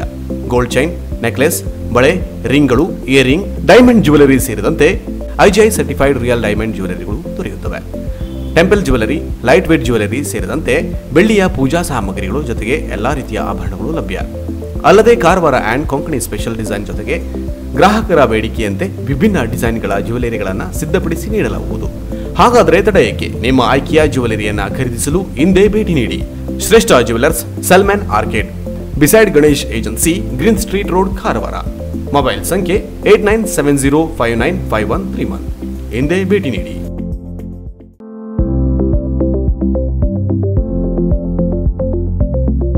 ಉತ್ತರ ಕನ್ನಡ ಜಿಲ್ಲೆಯಲ್ಲಿ ಅತಿದೊಡ್ಡ ಫರ್ನಿಚರ್ ಅಂಡ್ ಎಲೆಕ್ಟ್ರಾನಿಕ್ ಗೃಹ ಬಳಕೆ ಸಾಮಗ್ರಿಗಳ ಬೃಹತ್ ಮಳಿಗೆ ಮಿಲನ ಎಂಟರ್ಪ್ರೈಸಸ್ ಕಾರವಾರ. ನಮ್ಮಲ್ಲಿ ಜಗತ್ ಪ್ರಸಿದ್ಧ ಬ್ರಾಂಡೆಡ್ ಕಂಪನಿಗಳ ಫರ್ನಿಚರ್ಸ್ಗಳಾದ ಸೋಫಾ, ಡೈನಿಂಗ್ ಟೇಬಲ್, ಆರಾಮದಾಯಕ ಚೇರ್ಸ್, ಬೆಡ್ರೂಮ್ ಕಾಟ್, ಇನ್ನಿತರೆ ಪೀಠೋಪಕರಣಗಳು, ಇಲೆಕ್ಟ್ರಾನಿಕ್ ವಸ್ತುಗಳಾದ washing machine, refrigerator, LED TV, sound system, air cooler, AC, grinder, mixer, micro oven, cooker, gas stove ಸೇರಿದಂತೆ ಇನ್ನಿತರೆ ಎಲೆಕ್ಟ್ರಾನಿಕ್ ಮತ್ತು ಗೃಹ ಬಳಕೆ ಸಾಮಗ್ರಿಗಳು ಆಕರ್ಷಕ ದರದಲ್ಲಿ ಲಭ್ಯ. ಬೇರೆಲ್ಲೂ ಸಿಗದ ಡಿಸ್ಕೌಂಟ್ ಗುಣಮಟ್ಟದ ತ್ವರಿತ ಸೇವೆ, ಪ್ರತಿ ಖರೀದಿಯ ಮೇಲೆ ಆಕರ್ಷಕ ಗಿಫ್ಟ್, ವಿಶೇಷ ಆಫರ್ ಜೊತೆಗೆ 0% ಬಡ್ಡಿ ದರದಲ್ಲಿ ಸುಲಭ ಕಂತುಗಳಲ್ಲೂ ಗೃಹ ಬಳಕೆ ಸಾಮಗ್ರಿಗಳನ್ನು ಖರೀದಿಸುವ ಮೂಲಕ ನಿಮ್ಮ ಮನೆಯ ಅಂದವನ್ನು ಹೆಚ್ಚಿಸಿಕೊಳ್ಳಿ.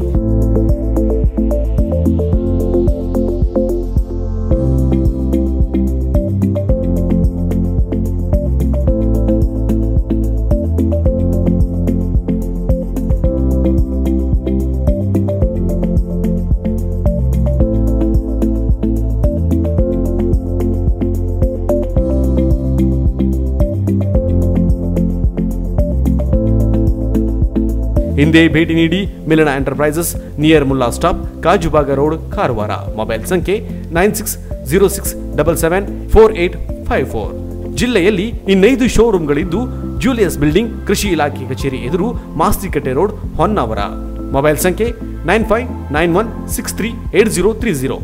Seema complex near Moni Basti, main road, Bhatkal. Mobile ಸಂಖ್ಯೆ 9606569806. ಇಂಡಿಯನ್ ಬ್ಯಾಂಕ್ ಎದುರು, CP Bazar road, Sirsi. Mobile ಸಂಖ್ಯೆ 6364776534. JS building, JN road, Dandeli. Mobile ಸಂಖ್ಯೆ 6364776533. KS building, Moti road, Haliyal. Mobile ಸಂಖ್ಯೆ 9740472234. ಅರ್ಧ ಶತಮಾನಗಳಿಂದ ಗ್ರಾಹಕರಿಗೆ ವಿಶ್ವಾಸಾರ್ಹ ಸೇವೆ ನೀಡುತ್ತಿರುವ ಜಿಲ್ಲೆಯ ಪ್ರತಿಷ್ಠಿತ ಎಲೆಕ್ಟ್ರಾನಿಕ್ ಮತ್ತು ಗೃಹ ಬಳಕೆ ಸಾಮಗ್ರಿಗಳ ಬೃಹತ್ ಮಳಿಗೆ ತರಂಗ ಎಲೆಕ್ಟ್ರಾನಿಕ್, ಕುಮಟಾ. ನಮ್ಮಲ್ಲಿ LG, Samsung, Sony, Micromax, Impex, Bosch, IFB, Godrej, Haier, Whirlpool, Butterfly, V-Guard ಸೇರಿದಂತೆ ಎಲ್ಲಾ ಬ್ರಾಂಡೆಡ್ ಕಂಪನಿಗಳ LED TV, washing machine, refrigerator, AC, grinder, mixie, fan, kitchen ಐಟಮ್ಸ್ಗಳು ಸೇರಿದಂತೆ ಎಲೆಕ್ಟ್ರಾನಿಕ್ ಮತ್ತು ಗೃಹ ಬಳಕೆ ಸಾಮಗ್ರಿಗಳು ಆಕರ್ಷಕ ಬೆಲೆಯಲ್ಲಿ ಲಭ್ಯ. ಬಡ ಮತ್ತು ಮಧ್ಯಮ ವರ್ಗದವರಿಗೆ ಅನುಕೂಲ ಮಾಡಿಕೊಡಲು ಸುಲಭ ಕಂತುಗಳ ಯೋಜನೆ ಜೊತೆಗೆ ಎಕ್ಸ್ಚೇಂಜ್ ಆಫರ್ ಕೂಡ ಇದೆ. ಡಿಜಿಟಲ್ ಪೇಮೆಂಟ್ ವ್ಯವಸ್ಥೆ ಇದ್ದು ಎಲೆಕ್ಟ್ರಾನಿಕ್ಸ್ ವಸ್ತುಗಳನ್ನು ಮನೆಗೆ ತಲುಪಿಸುವ ಸರ್ವಿಸ್ ಕೂಡ ಲಭ್ಯವಿದೆ. ಲಕ್ಕಿ ಡ್ರಾ ಸೇರಿದಂತೆ 10 ಹಲವು ಆಫರ್ಗಳು ಗ್ರಾಹಕರಿಗೆ ನೀಡಲಾಗುತ್ತಿದೆ. ಗುಣಮಟ್ಟದ ಮತ್ತು ವಿಶ್ವಾಸಾರ್ಹ ಸೇವೆಗಾಗಿ ಭೇಟಿ ನೀಡಿ Taranga electronics, Shri Gajanana complex, Kimanikar compound, head post office ರಸ್ತೆ, ಕುಮಟಾ. ಸಂಪರ್ಕಿಸಿ. ಮೊಬೈಲ್ ಸಂಖ್ಯೆ 8494891322. ಜಿಲ್ಲೆಯ ಹೊನ್ನಾವರ ಮತ್ತು ಶಿರಸಿ ತಾಲೂಕಿನಲ್ಲೂ ತರಂಗ ಎಲೆಕ್ಟ್ರಾನಿಕ್ ಬೃಹತ್ ಮಳಿಗೆಗಳಿದ್ದು ಗ್ರಾಹಕರು ಆಯಾ ಶಾಖೆಗಳಲ್ಲೂ ಗೃಹ ಬಳಕೆ ಸಾಮಗ್ರಿಗಳನ್ನು ಖರೀದಿಸಬಹುದು. ಹೊನ್ನಾವರ ಮೊಬೈಲ್ ಸಂಖ್ಯೆ 8494891333. ಶಿರಸಿ 8494891344. ಪ್ರತಿಷ್ಠಿತ ಕಂಪನಿಗಳ ಟೈರ್ಗಳ ಅಧಿಕೃತ ವಿತರಕರು ಮಹಾಲಸ ವೀಲ್ ಕೇರ್, ಅಳವೆಕೋಡಿ, ಕುಮಟಾ. ನಮ್ಮಲ್ಲಿ Apollo, JK tyres, Michelin, Bridgestone, CEAT, Goodyear ಸೇರಿದಂತೆ ಬ್ರಾಂಡೆಡ್ ಕಂಪನಿಗಳ ಗುಣಮಟ್ಟದ ಟೈರ್ಗಳು ಆಕರ್ಷಕ ದರದಲ್ಲಿ ಲಭ್ಯ. Wheel alignment, tyre fitting, wheel balancing, wheel change, nitrogen air filling, tubeless puncture repair ಸೇರಿದಂತೆ ಇತರೆ ಸರ್ವಿಸ್ಗಳನ್ನು ನೀಡಲಾಗುವುದು. Computerised equipments of wheel alignment, balancing and tyre fitting ವ್ಯವಸ್ಥೆ ಇದೆ. ಭೇಟಿ ನೀಡಿ. Main branch Mahalasa auto stores, Yellapur ನಾಕ, Sirsi. New branch Mahalasa wheel care, Alavekodi, NH66, Kumta. ಸಂಪರ್ಕಿಸಿ. ಅರುಣ್ ಶೇಟ್. ಮೊಬೈಲ್ ಸಂಖ್ಯೆ 8722208479, 9242114550 ಹಾಗೂ 9740983277. ಪಟಾಪಟ್ ಸುದ್ದಿಯನ್ನು ನೋಡೋಣ ಕೆನರಾ ಎಕ್ಸ್‌ಪ್ರೆಸ್‌ನಲ್ಲಿ.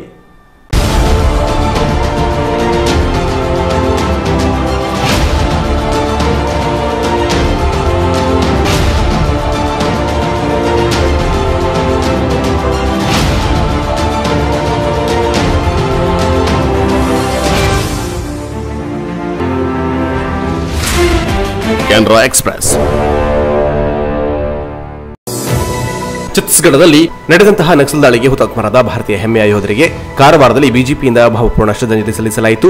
ಶ್ರದ್ಧಾಂಜಲಿ ಸಮಯದಲ್ಲಿ ಬಿಜೆಪಿ ಯುವ ಮೋರ್ಚಾದ ಪದಾಧಿಕಾರಿಗಳು ಕಪ್ಪು ಬಣ್ಣದ ರಿಬ್ಬನ್ ಧರಿಸುವ ಮೂಲಕ ಕಪ್ಪು ದಿನ ಆಚರಿಸಿದರು. ಸಭೆಯಲ್ಲಿ ವೀರ ಯೋಧರಿಗೆ ಗೌರವಾರ್ಪಣೆ ನೀಡಿ ಮೇಣದ ಬತ್ತಿ ಹಚ್ಚುವ ಮೂಲಕ ಘೋಷಣೆಯೊಂದಿಗೆ ಶ್ರದ್ಧಾಂಜಲಿ ಸಲ್ಲಿಸಲಾಯಿತು. ಶ್ರದ್ಧಾಂಜಲಿ ಸಭೆಯಲ್ಲಿ ಕಾರವಾರ ಯುವ ಮೋರ್ಚಾ ಅಧ್ಯಕ್ಷ ಶುಭಂಜಿ ಕಳಸ, ಜಿಲ್ಲಾ ಸದಸ್ಯ ನಿಕೇತ್ ಮಾಜಾಳಿಕರ್, ಉಪಾಧ್ಯಕ್ಷರಾದ ಅವಿನಾಶ್ ಉರ್ವೇಕರ್, ರೋಷನ್ ಮಡಿವಾಳ್, ಪ್ರಧಾನ ಕಾರ್ಯದರ್ಶಿ ನಾಗರಾಜ್ ದುರ್ಗೇಕರ್, ಕೋಶಾಧ್ಯಕ್ಷ ಸಂದೇಶ್ ಬಾಡ್ಕರ್, ಕಾರ್ಯದರ್ಶಿ ಸಾಯಿನಾಥ್ ಬಾಡ್ಕರ್, ಪ್ರಸಾದ್ ಪಡವಲ್ಕರ್, ಸದಸ್ಯರಾದ ಕೃಷ್ಣಮೂರ್ತಿ, ವಿಶಾಲ್, ರಾಜೇಶ್, ರಾಹುಲ್ ಸೇರಿದಂತೆ ಕಾರವಾರದ ಬಿಜೆಪಿ ಮಂಡಲ ವತಿಯಿಂದ ಅಧ್ಯಕ್ಷರಾದ ಶ್ರೀ ನಾಗೇಶ್ ಕೋಡೇಕರ್ ಹಾಗೂ ಜಿಲ್ಲಾ ಪದಾಧಿಕಾರಿಗಳು, ನಗರಸಭಾ ಉಪಾಧ್ಯಕ್ಷರು, ಸದಸ್ಯರು, ಮಹಿಳಾ ಮೋರ್ಚಾ ಸದಸ್ಯರು, ಕಾರ್ಯಕರ್ತರು ಪಾಲ್ಗೊಂಡಿದ್ದರು. ಛತ್ತೀಸ್ಗಢದಲ್ಲಿ ನಡೆದ ನಕ್ಸಲ್ ದಾಳಿಯಲ್ಲಿ ಹುತಾತ್ಮರಾದ ವೀರ ಯೋಧರಿಗೆ ಸೋಮವಾರ ಶಿರಸಿ ಬಿಜೆಪಿ ಮೋರ್ಚಾ ವತಿಯಿಂದ ಅಧ್ಯಕ್ಷ ನಾಗರಾಜ್ ನಾಯ್ಕ್ ನೇತೃತ್ವದಲ್ಲಿ ನಗರದ ರಾಘವೇಂದ್ರ ಸರ್ಕಲ್ ಬಳಿ ಶ್ರದ್ಧಾಂಜಲಿ ಸಲ್ಲಿಸಲಾಯಿತು. ಹುತಾತ್ಮರ ಕುಟುಂಬಕ್ಕೆ ದುಃಖ ಭರಿಸುವ ಶಕ್ತಿಯನ್ನು ನೀಡಲಿ ಮತ್ತು ಗಾಯಾಳುಗಳ ಬಹುಬೇಗ ಗುಣಮುಖರಾಗಲೆಂದು ಭಗವಂತನಲ್ಲಿ ಪ್ರಾರ್ಥಿಸಲಾಯಿತು. ಈ ವೇಳೆ ನಗರ ಮಂಡಲ ಪ್ರಮುಖರು, ಯುವ ಮೋರ್ಚಾ ಪದಾಧಿಕಾರಿಗಳು, ಸದಸ್ಯರು ಹಾಗೂ ನಗರಸಭಾ ಸದಸ್ಯರು ಉಪಸ್ಥಿತರಿದ್ದರು. ಅದೇ ರೀತಿಯಾಗಿ ಶಿರಸಿಯ ಜಿಲ್ಲಾ ಕಾಂಗ್ರೆಸ್ ಸಮಿತಿ ವತಿಯಿಂದ ನಕ್ಸಲ್ ಅಟ್ಟಹಾಸಕ್ಕೆ ಬಲಿಯಾದ ಭಾರತೀಯ ವೀರ ಯೋಧರಿಗೆ ಶ್ರದ್ಧಾಂಜಲಿ ಸಲ್ಲಿಸಲಾಯಿತು. ಈ ಕಾರ್ಯಕ್ರಮದಲ್ಲಿ ಜಿಲ್ಲಾಧ್ಯಕ್ಷ ಭೀಮಣ್ಣ ನಾಯ್ಕ್, ಜಿಲ್ಲಾ ಪ್ರಧಾನ ಕಾರ್ಯದರ್ಶಿ ಎಸ್ಕೆ ಭಾಗವತ್, ಬ್ಲಾಕ್ ಅಧ್ಯಕ್ಷರಾದ ಜಗದೀಶ್ ಗೌಡ, ಕಾರ್ಮಿಕ ವಿಭಾಗದ ಜಿಲ್ಲಾಧ್ಯಕ್ಷರಾದ ಶ್ರೀನಿವಾಸ್ ನಾಯ್ಕ್, ಹಿಂದುಳಿದ ವರ್ಗದ ಕಾರ್ಯದರ್ಶಿ ಶ್ರೀಧರ ನಾಯ್ಕ್, ಮುಖಂಡರಾದ ಅಬ್ಬಾಸ್ ತನ್ಸೆ, ಪ್ರಶಾಂತ್ ಶೆಟ್ಟಿ, ಶೈಲೇಶ್ ಗಾಂಧಿ, ಜಬ್ಬಿ ಉಲ್ ಖಾನ್, ಗೀತಾ ಭೋವಿ, ಜ್ಯೋತಿ ಪಾಟೀಲ್, ಶಾಂತರಾಮ್ ನಾಯ್ಕ್, ಫಹದ್ ಖಾನ್, ಖಲೀಲ್ ಗೌಡಳ್ಳಿ, ಗಣೇಶ್ ದಾವಣಗೆರೆ, ಅಮರ್ ನೇರಳಗಟ್ಟೆ, ನಾಗರಾಜ್ ಮುರುಡೇಶ್ವರ ಇತರರು ಹಾಜರಿದ್ದರು. ಜನಪ್ರಿಯ ಸಾಮಾಜಿಕ ಜಾಲತಾಣ ಫೇಸ್ಬುಕ್ ಬಳಕೆದಾರರಿಗೆ ಆಘಾತಕಾರಿ ಸುದ್ದಿ ಇಲ್ಲಿದೆ. ಸರಿಸುಮಾರು 53 ಕೋಟಿ ಫೇಸ್ಬುಕ್ ಬಳಕೆದಾರರ ಮಾಹಿತಿ ಸೋರಿಕೆಯಾಗಿದೆ. ಕಾಳಸಂತೆಯಲ್ಲಿ ಮಾಹಿತಿಯನ್ನು ಹರಾಜುಗಿಡಲಾಗಿದೆ ಎಂದು Hudson raag cyber crime intelligence ಸಂಸ್ಥೆಯು ಮುಖ್ಯ ತಂತ್ರಜ್ಞಾನ ಅಧಿಕಾರ ಆಲನ್ ಗಾಲ್ ಟ್ವೀಟ್ ಮಾಡಿದ್ದಾರೆ. 2019ರಲ್ಲಿ ಆನ್ಲೈನ್ ವೇದಿಕೆ ಮುಖಾಂತರ ಅಪಾರ ಸಂಖ್ಯೆಯ ಬಳಕೆದಾರರ ಡೇಟಾ ಸೋರಿಕೆಯಾಗಿದೆ ಎಂದು ತಿಳಿಸಿದ್ದಾರೆ. ಸೋರಿಕೆಯಾದ ಮಾಹಿತಿಯಲ್ಲಿ ಫೋನ್ ನಂಬರ್, ಪೂರ್ತಿ ಹೆಸರು, ವಿಳಾಸ, ಇಮೇಲ್ ವಿಳಾಸ, ಹುಟ್ಟುಹಬ್ಬ ದಿನಾಂಕ, ಸ್ವವಿವರಗಳು ಸೇರಿವೆ. ಸರಿಸುಮಾರು 106 ದೇಶಗಳಿಗೆ ಸೇರಿದ 533 ಮಿಲಿಯನ್ ಬಳಕೆದಾರರ ಮಾಹಿತಿ ಸೋರಿಕೆಯಾಗಿದ್ದು, ಭಾರತದಲ್ಲಿ 60 ಲಕ್ಷ ಮಂದಿಯ ಮಾಹಿತಿ, ಯುಎಸ್ ಅಲ್ಲಿ 32 ಮಿಲಿಯನ್ ಹಾಗೂ ಯುಕೆ 11 ಮಿಲಿಯನ್ ಖಾತೆ ಮಾಹಿತಿ ಲೀಕ್ ಆಗಿದೆ. ಹ್ಯಾಕರ್ಸ್ ಕಳೆದ ಜನವರಿಯಿಂದ ಅನೇಕ ಕದ್ದ ಮಾಹಿತಿಯನ್ನು ಹಂತ ಹಂತವಾಗಿ ಕಾಳಸಂತೆಯಲ್ಲಿ ಹರಾಜಿಗಿಟ್ಟು ಮಾರಾಟ ಮಾಡುತ್ತಿದ್ದಾರೆ ಎಂದು ಇಸ್ರೇಲ್ ಸೈಬರ್ ಕ್ರೈಮ್ ಗುಪ್ತಚರ ಸಂಸ್ಥೆಯ ಅಲಾನ್ ಗಾಲ್ ತಿಳಿಸಿದ್ದಾರೆ.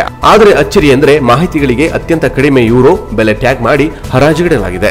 ಲಭ್ಯ ಮಾಹಿತಿಯನ್ನ ಫೇಸ್ಬುಕ್ ಡೇಟಾಬೇಸ್ ಜೊತೆ ಹೋಲಿಕೆ ಮಾಡಿ ನೋಡಿ, ಸೋರಿಕೆಯಾಗಿರುವ ಮಾಹಿತಿ ಫೇಸ್ಬುಕ್ನಿಂದಲೇ ಆಗಿದೆ ಎಂದು ಖಚಿತಪಡಿಸಿಕೊಳ್ಳಲಾಗಿದೆ. ಆದರೆ ಹ್ಯಾಕರ್ಸ್ ಗುಂಪಿನ ಬಗ್ಗೆ ಹೆಚ್ಚಿನ ಮಾಹಿತಿ ಲಭ್ಯವಾಗಿಲ್ಲ.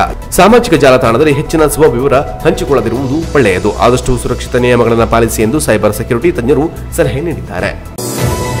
ಇಂಡೋನೇಷ್ಯಾದ ಪೂರ್ವ ಭಾಗದಲ್ಲಿ ಭಾನುವಾರ ಬೆಳಿಗ್ಗೆ ಸುರಿದ ಭಾರಿ ಮಳೆಯಿಂದಾಗಿ ಹಲವೆಡೆ ಭೂಕುಸಿತ ಉಂಟಾಗಿದೆ. ಜೊತೆಗೆ ಪ್ರವಾಹಕ್ಕೆ ಸಿಲುಕಿ ಸರಿಸುಮಾರು 44ಕ್ಕೂ ಅಧಿಕ ಮಂದಿ ಮೃತಪಟ್ಟಿರುವ ವರದಿಯಾಗಿದೆ. ಪೂರ್ವ ಫ್ಲೋರೆನ್ಸ್ ರೆಜೆನ್ಸಿ ಪ್ರಾಂತ್ಯದಲ್ಲಿ ಸುಮಾರು 44 ಮಂದಿ ಮೃತಪಟ್ಟಿದ್ದು, 9 ಮಂದಿಗೆ ತೀವ್ರ ಗಾಯಗಳಾಗಿವೆ. ಹಲವಾರು ಮಂದಿ ಇನ್ನೂ ಮಣ್ಣಿನಡಿಯಲ್ಲಿ ಸಿಲುಕಿದ್ದಾರೆ. ಸಾವು ನೋವಿನ ಸಂಖ್ಯೆ ಹೆಚ್ಚಾಗುವ ಸಾಧ್ಯತೆ ಇದೆ. ರಕ್ಷಣಾ ಕಾರ್ಯ ಭರದಿಂದ ಸಾಗಿದ್ದು, ಮಣ್ಣಿನ ಅಡಿಯಲ್ಲಿ ಸಿಲುಕಿರುವವರ ರಕ್ಷಣೆಗೆ ಭಾರಿ ಮಳೆ ಅಡ್ಡಿಯಾಗಿದೆ.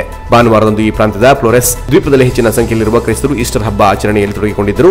ಸಣ್ಣದಾಗಿ ಆರಂಭವಾದ ಮಳೆ ನಂತರ ಭಾರಿ ಜೋರಾಗಿ ಸುರಿಯಲಾರಂಭಿಸಿತು. ಮಳೆಯ ಜೊತೆಗೆ ತ್ವರಿತಗತಿಯ ಪ್ರವಾಹಕ್ಕೆ ಸಿಲುಕಿ ಭೂಕುಸಿತ ಉಂಟಾಗತೊಡಗಿತು. ಸೇತುವೆ ರಸ್ತೆಗಳು ನಾಶವಾಗಿದ್ದು, ದ್ವೀಪಗಳ ಹಲವು ಭಾಗಗಳಲ್ಲಿನ ಪರಿಸ್ಥಿತಿ ಬಗ್ಗೆ ಇನ್ನೂ ಸ್ಪಷ್ಟ ಚಿತ್ರಣ ಸಿಕ್ಕಿಲ್ಲ ಎಂದು ರಾಷ್ಟ್ರೀಯ ವಿಪತ್ತು ನಿರ್ವಹಣಾ ಸಂಸ್ಥೆಯ ವಕ್ತಾರ ರತಿಯಾ ಜಾತಿ ಹೇಳಿದ್ದಾರೆ. ಕೊನೆಯಲ್ಲಿ ಮತ್ತೊಮ್ಮೆ ಹೆಡ್ಲೈನ್ಸ್.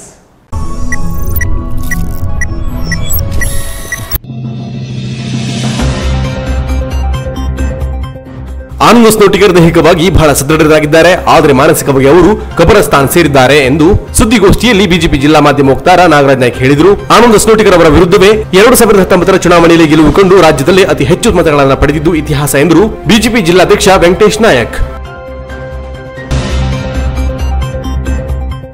ಅಂತಾರಾಷ್ಟ್ರೀಯ ಕ್ರಿಕೆಟ್ ಸ್ಟೇಡಿಯಂ ನಿರ್ಮಿಸಲು ಉದ್ದೇಶಿಸಿರುವ 1000 ರೂಪಾಯಿ ಪ್ರದೇಶವನ್ನು ಶೀಘ್ರವೇ ಕರ್ನಾಟಕ ಕ್ರಿಕೆಟ್ ಅಸೋಸಿಯೇಷನ್ಗೆ ಕಾನೂನಾತ್ಮಕವಾಗಿ ಹಸ್ತಾಂತರಿಸಬೇಕು ಎಂದು ಸ್ಥಳೀಯ ಸುಭಾಷ್ ಚಿಪ್ಕರ್ ಆಗ್ರಹಿಸಿದ್ದಾರೆ.